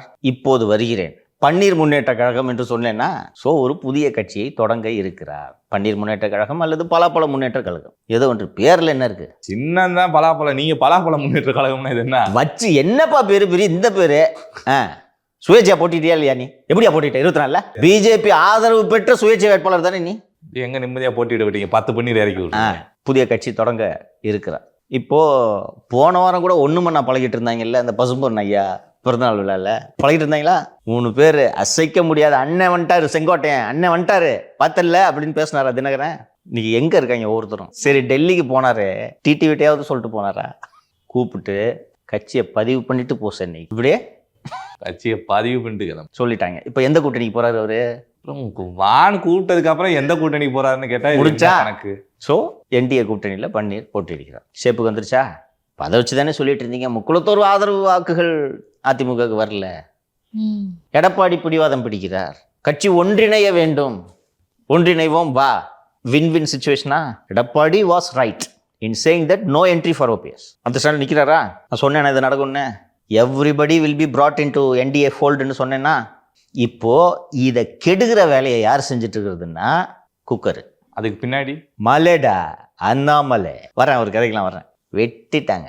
அண்ணன் எடப்பாடி வாழ்கன்னு ஊரா போய் கத்துனுட்டாங்க. எல்லாம் ஜெயிலுக்கு போ. எல்லா ஃபினான்ஷியல் இன்வெஸ்ட்மெண்ட்டும் எடுத்துட்டு இருக்காங்க. ஊரு பூரா முதலீடு பண்ணி வச்சிருக்காங்க. அண்ணாமலை எந்த கட்சியில் பார்க்காரு? BJP sir. இந்த எல்எம் போட்டியின் விவரங்களை எல்லாம் நாமளே வெளியிட்டோம்ல. திமுக ஐடி இவங்க ஏன்ப்பா இதை தொடவே இல்லை? சின்னதாக பிஜேபியில் தும்முனாலே தூக்கி போட்டு மிதிப்பாங்க இல்லை? அது இவரெல்லாம் டிஎம்கே ஃபைல்ஸ் எல்லாம் வெளியிட்டிருக்காரு. உங்கள் கட்சி அசிங்கசியமாக பேசியிருக்காரு. ஏன் சத்தம் இல்லாமல் இருக்காங்க? எங்கள் பணத்தை நாங்களே விமர்சனம் பண்ணுறதா? கொடுத்தவனை பறித்து கொண்டாண்டி என்று நாளை ஆகிவிடாதா? முதலாளி விமர்சிப்பது எப்படி? அதனால் அது விடுங்க, அது முடிஞ்சு போன கதை. ரைட்டா? அவர் தான் இவங்களெல்லாம் கோஆர்டினேட் பண்ணி ஆப்ரேட் பண்ணிட்டு இருந்தார். அவர் பிளக்கை பிடுங்கின உடனே நெல்லிக்காய் மூட்டை போல சிதறினார்களா? செங்கோட்டையன் இங்கே போயிட்டார், பன்னீர் முன்னேற்ற கழகம் டெல்லிக்கு போயிட்டார். இவர் எங்கே போட்டிட்டி ஆச்சா? இப்போ Delhi also knows that TTV is in touch with DMK. இதை உடைக்கிறதுக்கு முயற்சி செய்கிறார் தினகரன் என்பது அவர்களுக்கும் நன்றாக தெரியும். அவர் அரசியல் காரணங்களுக்காக இதை செய்யவில்லை, பழனிசாமியை பழிவாங்க வேண்டும் என்ற தனிப்பட்ட காரணத்துக்காக திரு தினகரன் அவர்கள் இதை செய்து கொண்டிருக்கிறார் என்பதை டெல்லி தலைமை உணராமல் இல்லை, புரியாமல் இல்லை. அடுத்து என்ன செய்வார்கள்? அதே குரல் டிடிவிக்கும் வரும். வரியா இல்லையா? இடி வரும் அங்கிட்டு இருந்து. வணக்கம்டா மாப்பிள்ளை. இன்னொரு சர்ப்ரைஸ் சொல்கிறேன். Small mummy will campaign for NDA. Edappadi கரத்தை வலுப்படுத்துங்கள், அம்மாவின் ஆட்சி அமைய இரட்டை இலைக்கு வாக்களியுங்கள். ஒருவேளை சின்னம்மா அப்படி பிரச்சாரம் பண்ணாங்கன்னா, நான் இப்போ சொல்கிறேன் சார், இபிஎஸ் சார் முதலமைச்சர். தம்பி இது நடக்க போகுது ராஜா. ஏன்பா அந்த அரசியல் ஞானி ஸ்டாலின் வீட்டில் போய் கை நினைச்சிட்டு என்னப்பா சொன்னாரு? அரசியலில் எது வேண்டுமானும் நடக்கலாம்னாரு. ஒரு 10 நாளைக்கு முன்னாடி என்ன சொன்னாரு? தேர்தல் யார் ஜெயிக்க போறான்னு சொன்னாரு? திமுக தாங்க. என்டிஏ கூட்டணி சிதறி கிடக்குங்க. நான் அன்னைக்கு என்ன சொன்னேன்? சாம இருங்க, பேசிக்கிட்டு இருக்கட்டும், ஒருத்தர் விட மாட்டாங்கன்னு சொன்னேன்னா. ஞானி போயிருக்காரா? ஓகேவா? Small mummy also welcome. How they approach எலெக்ஷன்றதை புரிஞ்சுக்கிட்டீங்கன்னா அவங்களோட இந்த அப்ரோச் உங்களுக்கு பெரிய அளவில் வியப்பை தராது. ஒரு காஸ்ட் குரூப் கூட வெளியில் போகக்கூடாது. அதில் அவங்க கவனமாக இருக்காங்க. அந்த காஸ்ட் குரூப்புக்கு தொகுதிக்கு 1000 ஓட்டு இருக்கா? தூக்கு தூக்கு தூக்கு. பீகார்லேயே அதான் அவங்களோட ஃபார்முலா, எல்லா ஸ்டேட்லேயும் அதான் ஃபார்முலா. இன்னொரு செய்தி வேறு வந்திருக்கு. தேமுதிக பிஜேபி பொறுப்பாளர்கள் பேச்சுவார்த்தை நடத்தினாங்க. 20 தொகுதி உங்களுக்கு தாரோம், அதற்கான ஏற்பாடுகள் நாங்கள் பண்ணுறோம் அப்படின்னு சொல்லி. DMDK also will come in to NDA fold. There is no doubt. அது 20 தொகுதி. ஏமா விடுமா, ஒரு ஆசைக்கு கேட்டுக்கிட்டு இருக்கீங்க, அதுக்காக விட ஒரு பேப்பர்லையாவது பார்த்துக்கிட்டுமே 20 சீட்டுன்னு பாவத்தை. யூசி எல்லாரும் வேணுன்றதுல பிஜேபிக்கு மாற்று கருத்து இல்லை. உங்கள் ஸ்ட்ரென்த் என்னன்னு தெரிஞ்சுக்கிட்டு தானே உங்களுக்கு அலோகேஷன் கொடுக்க முடியும். சொல்லுங்கள், 20 சீட்டு கொடுக்குற அளவுக்கு நீங்கள் வலுவாக இருக்கீங்களா? In every constituencies, particularly in north Tamil Nadu அவங்களுக்கு and west Tamil Nadu also they have votes, there is no doubt. அந்த ஓட்ஸ் அதிமுக போன்ற ஒரு அணிக்கு கூடும்போது தான் அவங்களுக்கும் பெனிஃபிட்டு, இவங்களுக்கும் பெனிஃபிட்டு. இங்கே தனியாக நின்று எவ்வளோ வாங்கினீங்கன்றதெல்லாம் பார்த்துருக்கோம் கடந்த காலத்தில். ரைட்டுங்களா? அப்படி இருக்கும்போது நீங்கள் அதுக்காக அநியாயத்துக்கு 20 கேட்டீங்கன்னா 20 தூக்கி கொடுத்துருவாங்களா? இன்னொன்று, அவங்களுக்கு 20 கொடுக்கறதுக்கு பிஜேபி நாங்கள் அவங்கள மிரட்டி 10 வாங்கி வைக்கிறோம், அந்த 10 எங்களுக்கு கொடுங்கன்னு பிஜேபி கேட்காதா? Okay, that is how things operate. they will also come into fold. ஓகேவா? அதனால் என்னப்பா பன்னீர் முன்னேற்ற கழகத்தில் சேர்ந்துக்கிறியா? உங்கள் ஊருக்காரர் தான். என்னையும் தனியாக விட்டு போயிடுவார் அவர். இபிஎஸ்க்கு இதில் ஒன்றும் பெரிய அப்ஜெக்ஷன் இருக்காது. இல்லை, அவர்கிட்ட கேட்டதான் அந்த முடிவை எடுத்ததா செய்தி. That is true. கார்டியலாக இருக்க ரிலேஷன்ஷிப். புரிஞ்சுங்க, இன்றைக்கி இந்த வாரம் கூட இதில் நக்கீரனில் கவர் ஸ்டோரி என்று நினைக்கிறேன், எடப்பாடிக்கு பிஜேபி செக். இதெல்லாம் இந்த விட்டத்தை பார்த்து எழுதுகிற விருப்பமான செய்தி. அதில் எப்பயுமே விட்டத்தை பார்த்து மட்டும்தான் எழுதுவாங்க. இந்த மாதிரிங்க, வி ஹாவ் அ பிளான். அவரை வந்து பலாப்பழ முன்னேற்ற கழகம்னு ஒன்று ஆரம்பிக்க சொல்லி நாங்கள் எங்கள் கூட வச்சுக்கிறோம் என்ன அப்படின்னு இதை சொல்கிறது வந்து எவ்வளவு இணக்கமாக இருக்குது. இப்போ இன்கேஸ் வந்து அவரை சிறுமைப்படுத்தணும், இல்லை அவருக்கு பெரிய அளவில் முக்கியத்துவம் கொடுக்கல அப்படின்ட்டு பிஜேபி ஹைகமாண்ட் நினச்சினா, யோ நாங்கள் சேர்த்துக்கிறேன், இது என்ன ஒன் டைம் கேட்கணும் அப்படின்ற மாதிரி தான் இருந்திருக்கோம். இது பாருங்கள், நாங்கள் சேர்க்க போகிறோம் உங்களுக்கு, நாங்கள் உங்களை கட்டாயப்படுத்தலை. அவர் உள்ளே சேர்ந்த ஒரு இணை பொதுச் செயலாளருங்கன்றதான் நான் உங்களை கட்டாயப்படுத்தலை. இந்த மாதிரி ஒரு arrangement do it. Same thing applies to TTV also. ஓகேவா? வந்துடுவார். அண்ட் ஒரு பழனிசாமி அவர்கள் சொன்னார் அல்லவா கூட்டத்தில், அமைச்சர்கள் இருக்க வேண்டிய இடத்தில் இருப்பார்கள், எதிரிகளே இல்லாமல் தேர்தலில் போட்டியிட போகிறோம். இப்போ சொல்லுங்கள், தாவேக திமுக இடையில் போட்டியா? அது சோசியல் மீடியாவோட நிப்பாட்டிக்கணும். That is right. சோஷியல் மீடியாவில் தாவேகக்கும் திமுகவுக்கும் இடையில் போட்டி, அது உண்மைதான், நான் மறுக்கவில்லை. ஏன்னா அதிமுக போட்டியில் இல்லை. அதான் அந்த இதில் நியூஸ் சேனல் தான் போட்டிருந்தாங்கன்னு நினைக்கிறேன். ரியல் வாரியர்ஸ் இன் கோபி. ஒரு போருக்கு தேவை வெர்ச்சுவல் வாரியர்ஸா ரியல் வாரியர்ஸா? நடக்குது நிஜ போர். சொல்லுப்பா. ரியல் வாரியர்ஸ் தான். நியூஸ் சேனல் தான் போட்டாங்கன்னு நினைக்கிறேன், ரியல் வாரியர்ஸ் இல்லையா? ஓகே, இதுதான் இந்த காங்கிரஸ் இந்த டெவலப்மெண்ட்டு. ஏன் சார் இன்னும் டிடிவியை கூப்பிடாம இருக்காங்க? பை ஒன் அண்ணனை ஃபஸ்ட்டு முடிச்சுக்குவோம். உடஞ்சிருச்சுல ஃபஸ்ட்டு உங்கள் மூவர் கூட்டணி, செங்கோட்டையன், தினகரன், பன்னீர் கூட்டணி உடைந்து விட்டதா? அப்போதே அந்த மூவர் கூட்டணியில் ஸ்மால் மம்மி சேரவில்லை தானே? ஆமாம், ஒரே டிராஃபிக்கு. பஸ் லேட் ஆயிடுச்சு. கார் சரி, கார் லேட் ஆயிடுச்சு, டிராஃபிக்கில் மாட்டிங்க. அவங்க என்ன நம்மள மாதிரி பஸ் இல்லாமல் போவாங்க சொன்னாங்களா? அப்போது ஸ்மால் மம்மி இந்த பக்கத்து தூக்குறது அவ்வளோ கஷ்டமா? ஷேப்புக்கு வந்துட்டுருக்கா? டாமி வரட்டும், வேடிக்கை பாருங்க நான் நடக்குதுன்னு. வலுப்பெரும் சொன்னீங்க. இன்னொரு வலுப்பெருமை இன்னொரு செய்தி வேறு. கேசி பழனிசாமி அவர்களை மறுபடியும் அதிமுகவில் இணைக்கிறதுக்கான வேலைகள் நடந்துக்கிட்டு இருக்கா சார்? அந்த செங்கோட்டையன் ஆப்சன்ஸில் கேசிபியை கட்சிக்குள்ளே சேர்த்தா கட்சிக்கு பலமாகும்னு நினைக்கிறாங்க. பட் அவர் கொடுத்த இடையூறுலாம் நம்மளுக்கு தெரியும். யூசி அந்த யூசி இல்லை, இது வேற. முன்னாள் சபாநாயகர், அதிபரின் மாமனார், காலஞ்சென்ற காளிமுத்துவை போல ஜெயலலிதா அவர்களை கேவலமாக விமர்சித்தவர்கள் யாருமே இருக்க முடியாது. ஆனால் சார், ஓபிஎஸோட பாதையும் கேசிபி பாதையும் ஒன்று தான். கேஸாக போட்டுக்கிட்டு இருப்பாங்க. கோர்ட்டில் தான் கட்சியை நடத்துவாங்க. கேசிபி ஒரு படி மேலே. ADMK.comனு வெப்சைட் ரெஜிஸ்டர் பண்ணி வச்சுட்டேன், கொடுக்க மாட்டேன் பற்றியா? அந்தளவுக்கு இருப்பார். தந்தி டிவியின் நிரந்தர நிலையை ஊற்றுவாங்க. அப்படி இருக்கும்போது ஓபிஎஸ் காலம் கடந்துருச்சுட்டாங்க, இவரை வந்து கனிவாக நடத்துவாங்களா? காளிமுத்து ஜெயலலிதாவை பேசாத பேச்சு கிடையாது. சாத்தூர் ராமச்சந்திரனை சொல்லலாம், முத்துசாமியை சொல்லலாம், எவ்வளவோ பேர். வளர்மதி ஜானகனியில் இருந்தாங்க, அவங்க அவ்வளோ பேரும் ஜெயலலிதா சேர்த்துக்கிட்டாங்க.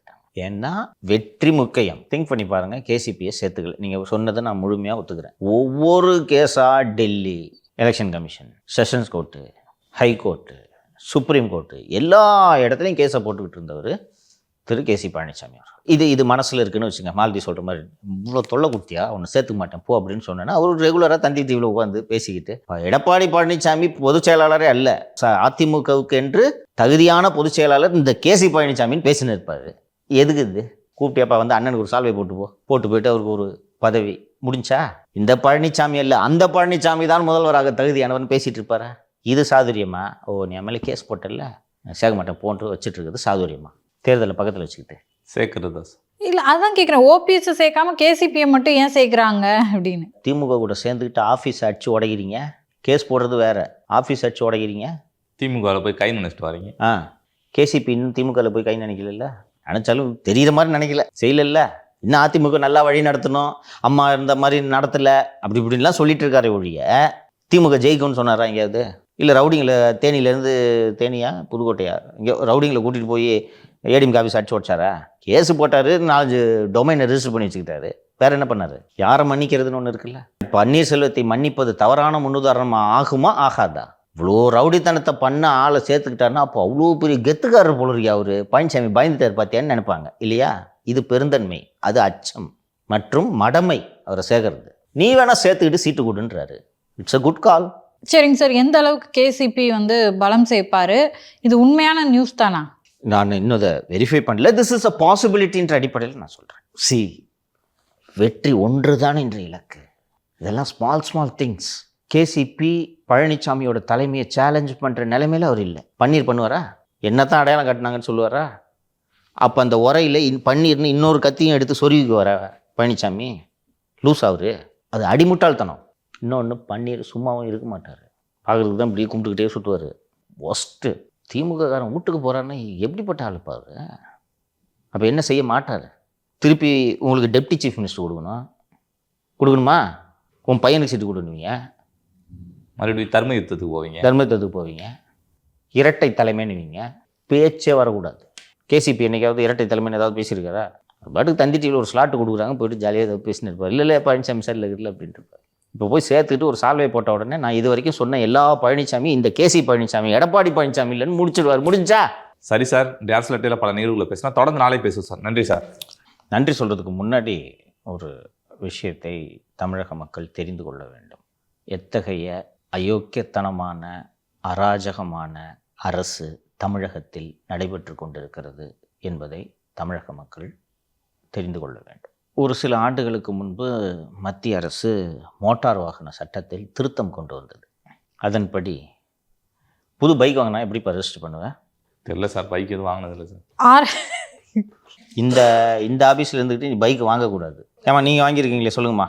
கடையில் போய் வாங்கும்போதே அவங்களே ரெஜிஸ்டர் பண்ணி கொடுத்துருவாங்க சார். எனக்கு தெரிஞ்ச ஆர்டிஓ ஆஃபீஸில் போய் ரெஜிஸ்டர் பண்ணணும்னு நினைக்கிறேன். பண்ணணும், ரைட்டாக. ஆர்டிஓஸ்க்கு எப்படி ரெஜிஸ்டர் பண்ணணும்னா, அந்த வெஹிக்கிளை எடுத்துகிட்டு போய், நான் 90களில் சொல்கிறது, அப்போல்லாம் என்னென்னா டீலர்கிட்டேருந்து பைக் எடுத்துகிட்டு போய் நம்ம எடுத்துகிட்டு போன உடனே அவங்க வந்து இந்த பென்சிலில் ஷேட் அடிப்பாங்க. ஆர்சி புக்கில் அந்த இன்ஜின் நம்பர், சேசிஸ் நம்பர் எல்லாம் கரெக்டாக டேலி ஆகுதுன்ட்டு பண்ணி கொடுப்பாங்க. அதுக்கப்புறம் ஒரு பீரியட் ஆஃப் டைம் என்ன ஆகுதுன்னா, ஏஜென்ட்ஸே பண்ணி தர ஆரம்பிச்சிட்டாங்க. இப்போ நீங்கள் போய் ஒரு மாலதி போய் ஒரு டிவிஎஸ் ஸ்கூட்டி வாங்குறாங்கன்னா, ஒரு ஏஜென்சியில் போய் எனக்கு இவ்வளோ ரூபான்னு பணம் கட்டிட்டாங்கன்னா, ஆதார் பேன் கார்டெலாம் கொடுத்துட்டாங்க. பேன் கார்டு அந்த டீட்டெயில்ஸ்லாம் கொடுத்துட்டு ஃபார்மில் கையெழுத்து கேட்பாங்க. அந்த கையெழுத்தை நீங்கள் போட்டு கொடுத்துட்டீங்கன்னா ரெஜிஸ்டர் பண்ணி முடிச்சு வண்டியை டெலிவரி அன்னைக்கு ரெஜிஸ்ட்ரேஷன் ப்ராசஸ் முடிச்சிருவாங்க. நம்பரோட தான் வரும். அதில் ஒரு 2000 ரூபாய் ஆர்டிஓ சார்ஜஸ்ன்னு போடுவாங்க. கரெக்டாக? அது என்ன ஆர்டிஓ சார்ஜஸ்னா? அதான் உங்களுக்கு ஏதோ ஃபீஸ் பே பண்ணணும் போல். என்ன ஃபீஸு? பதிவு பண்ணதுக்கு அது தனி.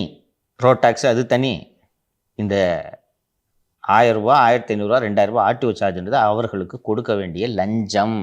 நம்ம இந்த வீடெல்லாம் ரெஜிஸ்டர் பண்ணும்போது பே பண்ணுறோம்ல ரெஜிஸ்ட்ரேஷன் ஃபீஸ், அது மாதிரி நினச்சேன். அது மாதிரிலாம் கிடையாது. ரெஜிஸ்ட்ரேஷன் சார்ஜஸ்னு ஒன்று இருக்குது, ரோட் டேக்ஸ் அது இது போக இது லஞ்சம். இதை லீகலைஸ் பண்ணிட்டாங்க. இன்றைக்கி நீங்கள் அதை மீறி வந்து நீங்கள் இப்போ ஒரு கார் எடுக்கிறீங்க, இல்லை 2 வீலர் எடுக்கிறீங்க, இல்லை நானே போய் என் வண்டியை ரெஜிஸ்டர் பண்ணிக்கிறேன் அப்படின்ட்டு நீங்கள் இங்கே சொன்னீங்கன்னா, நீங்கள் போய் அங்கே நிற்கணும் வண்டி எடுத்துகிட்டு போய். நீங்கள் இப்போ இந்த அசோக் பில்லர் பக்கத்தில் போனோன்னா தெரியும், வரிசையாக புது வண்டியாக நின்றுட்டுருக்கோம். நீங்கள் காலையில் போய் நின்று 9 மணிக்கெலாம் வந்துடணுன்றாங்க. 9 மணிக்கெலாம் போய் நின்றுனா அவர் ஐயா மோட்டர் வெஹிக்கிள் இன்ஸ்பெக்டர் 11 மணிக்கு பொறுமையாக வருவார். என்னப்பா எல்லாம் சரியாக இருக்குது, அதுக்கு புரோக்கர் வச்சுருப்பாங்க. இவர் எதுவும் தொடமாட்டார், கையில் பேப்பர்லாம் வச்சு டிக்கு மட்டும் வச்சுட்டு வருவார். 10 வண்டினா 10 வண்டிக்கான அமௌண்ட்டை விட்டு கொடுத்துடணும். டீலர்ஸே வாங்கி கொடுத்துட்டு இருந்தாங்க. மத்திய அரசு ஒரு திருத்தம் கொண்டு வருகிறது. இவங்க எதுக்கு இதை வெரிஃபை பண்ணணும்? ஆர்டிஓ இப்போது பூனாவில் ஒரு வண்டி ஃபேக்ட்ரி இருக்குது, கார் ஃபேக்ட்ரி, டாடா ஃபேக்ட்ரியோ டிவிஎஸ் ஃபேக்ட்ரியோ இருக்குது. இங்கே சென்னைக்கு 1000 2 வீலர் வருது. அந்த வண்டிகளின் இன்ஜின் நம்பர், சேசிஸ் நம்பர் எல்லாமே வாகன் போர்ட்டலில் பதிவாயிருக்கா? அந்த 1000 வண்டியில் 500 வண்டி அண்ணா நகரில் இருக்க ஒரு ஏஜென்சிக்கு வருதா? அந்த 500 வண்டியை தானே ஆர்டிஓ ரெஜிஸ்டர் பண்ண போகிறாங்க. அப்போ இந்த 500 வண்டியில் 3வது வண்டி மாலதின்ற பேருக்கு ரெஜிஸ்டர் பண்ணுறோன்ட்டு இதை ஆன்லைனில் அப்லோடு பண்ணால் போதாதா? புது வண்டியில் எதுவும் திருகல் வேலை பண்ணுறதுக்கு பாசிபிலிட்டி இருக்கா? இல்லை. அப்போ எதுக்கு ஆர்டிஓ ஆஃபீஸ் போகணும் நீ? அவருக்கு 2000 ரூபா கொடுக்கறதுக்கு. ஸோ இதை தவிர்க்கலாம் இல்லையா? ஸோ இதை தவிர்த்துட்டாங்க. தமிழ்நாடு அரசு இதை ரெசிஸ்ட் பண்ணிகிட்ருக்கு. நாங்கள் இதை வேண்டாம், இல்லை ஃபிசிக்கலாக போய் போகணும் அப்படின்ட்டு. அப்புறம் வேறு வழி இல்லாமல் அக்செப்ட் பண்ணிக்கிட்டாங்க. 1/12/2025 முதல் எந்த டீலரும் வண்டி எடுத்து, இது பேசஞ்சர் வெஹிக்கிள்ஸ்க்கு டிஃப்ரெண்ட்டு. எல்லோ போர்டு வண்டி இருக்கு இல்லையா, அதுக்கு வேறு, அதுக்கு நீங்கள் போகணும். இந்த ரெகுலர் வண்டி ப்ரைவேட் யூஸுக்கு இருக்க வண்டிக்கெலாம் போகிறதில்ல. 1ஆம் தேதியிலேருந்து எல்லா வண்டியும் நேரடியாக இவங்களே அந்த வாகன் போர்ட்டலில் மாலதிக்கு இந்த வண்டியை வித்துட்டேங்கன்னு சொல்லிவிட்டு அந்த வண்டியோட டீட்டெயில்ஸ் அப்லோடு பண்ணால் நம்பர் ஜென்ரேட் ஆகிடும். ஆர்டிஓ அசைன் பண்ணிடணும் நம்பரு. இப்போது 2 வீலருக்கு 2000 ரூபா, காருக்கு 5000 ரூபா போச்சா? ஒரு நாளைக்கு எவ்வளோ வண்டி ரெஜிஸ்டர் ஆகும்? ஒரு 10,000 ரஃப்லி. இப்போ இது இந்த அமௌண்ட்டு நின்ன உடனே போக்குவரத்து அதிகாரிகள் உங்களுக்கு எங்களுக்கு கொடுக்க வேண்டிய காசு மிச்சமாகிறது இல்லாமல் கூடுதலாக உனக்கு கொஞ்சம் காசு மிச்சமாகுது, ஷோரூம்லேருந்து இங்கே எடுத்துன்னு வர பெட்ரோல் மிச்சமாகுது, அந்த துட்டையும் சேர்த்து டூ வீலருக்கு 2500, காருக்கு 8000 ரூபாய் வசூல் பண்ணி கொடுக்குது அது ஷோரூம்லேயே. ஷோரூம்ல அவங்களுக்கே நம்ம கொடுக்கணும். அவங்க என்ன சைனா பண்ண போறாங்க? ஒன்றுமே இல்லை, கொடுன்னு சொல்லிட்டு இந்த ஷோரூம் ஓனர்ஸுக்கிட்ட இவங்க பேசிக்கிட்டு இருக்காங்க. இதில் 1-2 ஷோரூம் ஓனர், இந்த கிவராஜ் மாதிரி 1-2 ஷோரூம் ஓனர் சரிங்க கொடுத்துட்றாங்க அப்படின்னு சொல்லிட்டு ஒத்துக்கிட்டாங்க. மற்றவங்க கொடுக்க மாட்டாங்க. இதை எளிமைப்படுத்துறதுக்கு தான் கவர்மெண்ட்டு இங்கே இந்த ஸ்கீமை கொண்டு வந்திருக்கு. நான் அங்கே வரப்போகிறதே இல்லை, உனக்கு எதுக்கு துட்டு கொடுக்கணும், வேணா நீ நம்பர் அசைன் பண்ணாத பாரு அப்படின்றாங்க. எப்படி பண்ணாமல் இருப்ப, இவன் அப்லோட் பண்ணால் நீ அசைன் பண்ணும். என்ன ஆகுதுன்னா, ஒரு சம்பத் குமார் என்ற ஒரு டெபுட்டி டிரான்ஸ்போர்ட் கமிஷனர், அவர் ஒருத்தர், ஏழுமலைன்னு சோழிங்கனில் ஒரு ஆர்டிஓ, செஞ்சியை சேர்ந்த கிருஷ்ணன் என்ற மோட்டார் வெஹிக்கிள் இன்ஸ்பெக்டரு, கேகே நகரை சேர்ந்த மோட்டார் வெஹிக்கிள் இன்ஸ்பெக்டர் காவேரி, இது போல் 5-6 பேர் டீலர்களோடு பேச்சுவார்த்தை நடத்தி கொண்டிருக்கிறார்கள். நீங்கள் நம்ப மாட்டீங்க, 3 நாளாக எந்த ரெஜிஸ்ட்ரேஷன் நடக்கலை. முந்தா நாள் ரிஜிஸ்டர் பண்ணாமல் இவங்க ஹோல்டு பண்ண வண்டிங்களோட நம்பர் மட்டும் சொல்கிறேன். சென்னை சென்ட்ரலில் 80, நான் சொல்கிறது போத் 2 வீலர் அண்ட் 4 வீலர்.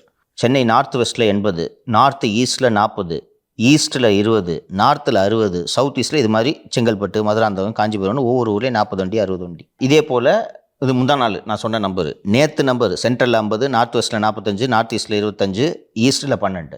அடுத்த நம்பரையும் இந்த பட்டியலில் டிஸ்பிளே பண்ணலாம். எங்கேயாவது நடக்குமா அது? இப்போ மத்திய அரசு கேள்வி கேட்டால் மாநில சுயாட்சி பாதிக்கப்படுதுன்னு. இதான் மாநில சுயாட்சி இடம். உங்களுக்கு போக்குவரத்து துறை அமைச்சர் திரு சிவசங்கர் அவர்களோட கவனத்திற்கு நான் இதை கொண்டு சென்றிருக்கேன். அசிங்கமாக இருக்குது இந்த மாதிரி நீங்கள் டிமாண்ட் பண்ணுறது. இது பேர் பிளாக்மெயில். 3 நாளாக வண்டி ரிஜிஸ்டர் ஆகலையா? இது என்ன டிஃபிகல்ட்டினா, நீ போய் பைக் வாங்குறதுக்கு நீ போய் கட்டிட்ட, ஒரு 1 லட்ச ரூபா கட்டிட்ட, என்னைக்கு டெலிவரின்னு நீ கேட்டிருப்ப. திங்கக்கிழமை வாங்கி கேட்டிருப்பாங்க. 2 நாள் பணம் ஃபுல்லாக கட்டி முடிச்சிட்ட. நீ திங்கக்கிழமை போக வண்டி ரெடி ஆகல, செவ்வாய்க்கிழமை போக வண்டி ரெடி ஆகல, புதன்கிழமை போக வண்டி ரெடி ஆக போல, சத்தம் போடவே மாட்டியா நீ? நான் ஒரு நல்ல நேரம் பார்த்தா வண்டி புக் பண்ணிருப்பேன். எக்ஸாக்ட்லி. ஸோ கல்யாணத்துக்கு gift கொடுக்குறாங்க அப்படின்னா அந்த டேட்டுக்கு கொடுத்தாகணும். அந்த மாதிரி இருக்கும். எவ்வளோ நெருக்கடி இருக்குது. இப்போ டீலரை நீ புஷ் பண்ணுவியா? ஸோ இந்த ஆர்டிஓ மோட்டார் வெஹிக்கிள் இன்ஸ்பெக்டர்லாம் எவ்வளோ நாள் டிலே பண்ணுவேன்? நான் பண்ண மாட்டேன். இல்லை சார், அவங்க தான் அப்லோட் பண்ணால் அவங்க இதை அப்ரூவ் கொடுத்தானே ஆகணும். அவங்க அப்ரூவல் பண்ணணும்ல. இப்போ பண்ண மாட்டேன்னு சொல்லிட்டு அவங்க சொல்கிறாங்களா? ஹோல்டில் இருக்கு. அப்போ மத்திய அரசு கேள்வி கேட்கும்ல, ஏன் இதெல்லாம் பண்ணாமல் பெண்டிங்கில் வச்சுருக்கீங்கன்னு. ஏமா மாநில அரசோட வேலைமா இதெல்லாம்? பதிவு எண் கொடுக்கறது வாகன் போர்ட்டல் தான். ஏதாவது ஒரு ரெஸ்பான்சிபிலிட்டி அவங்க ஃபிக்ஸ் பண்ணணும்ல, யாராவது அவங்கள கேள்வி கேட்கணும்ல. விஷயமே இன்னும் வெளியில் வரல, யாருக்கு தெரியும்? முன்னு டீலர்ஸும் டிரான்ஸ்போர்ட் டிபார்ட்மெண்ட் ஸ்டாஃபும் தானே பேசிக்கிட்டு இருக்காங்க. இந்த சம்பத்குமார்ன்ற டெபுட்டி டிரான்ஸ்போர்ட் கமிஷனர் இதுக்கு முன்னாடி மோட்டார் வெஹிக்கிள் இன்ஸ்பெக்டர் சங்கத்தின் தலைவராக, ஆர்டிஓ சங்கங்களின் தலைவராக இருந்தவர். அவர் தான் இந்த வசூலை முன்னின்று செய்து கொண்டிருக்கார். எங்கேயாவது நடக்குமாப்பா இது? 3 நாளா வழிப்பறி சார். வழிப்பறி, இது எக்ஸ்டார்ஷன், டக்காய்டி. இப்படிலாம் நடக்குதுன்னு சொல்லிட்டு தான் மத்திய அரசு இப்படி ஒரு ஸ்கீம் இது பண்ணிருக்காங்க. அதை மீறி நீ நிறுத்தலைன்னா பண்ண மாட்டேன்னு சொன்னால் இதுதான் திராவிட மாடல் ஆட்சி. நன்றி. நன்றி நன்றி சார். சார்.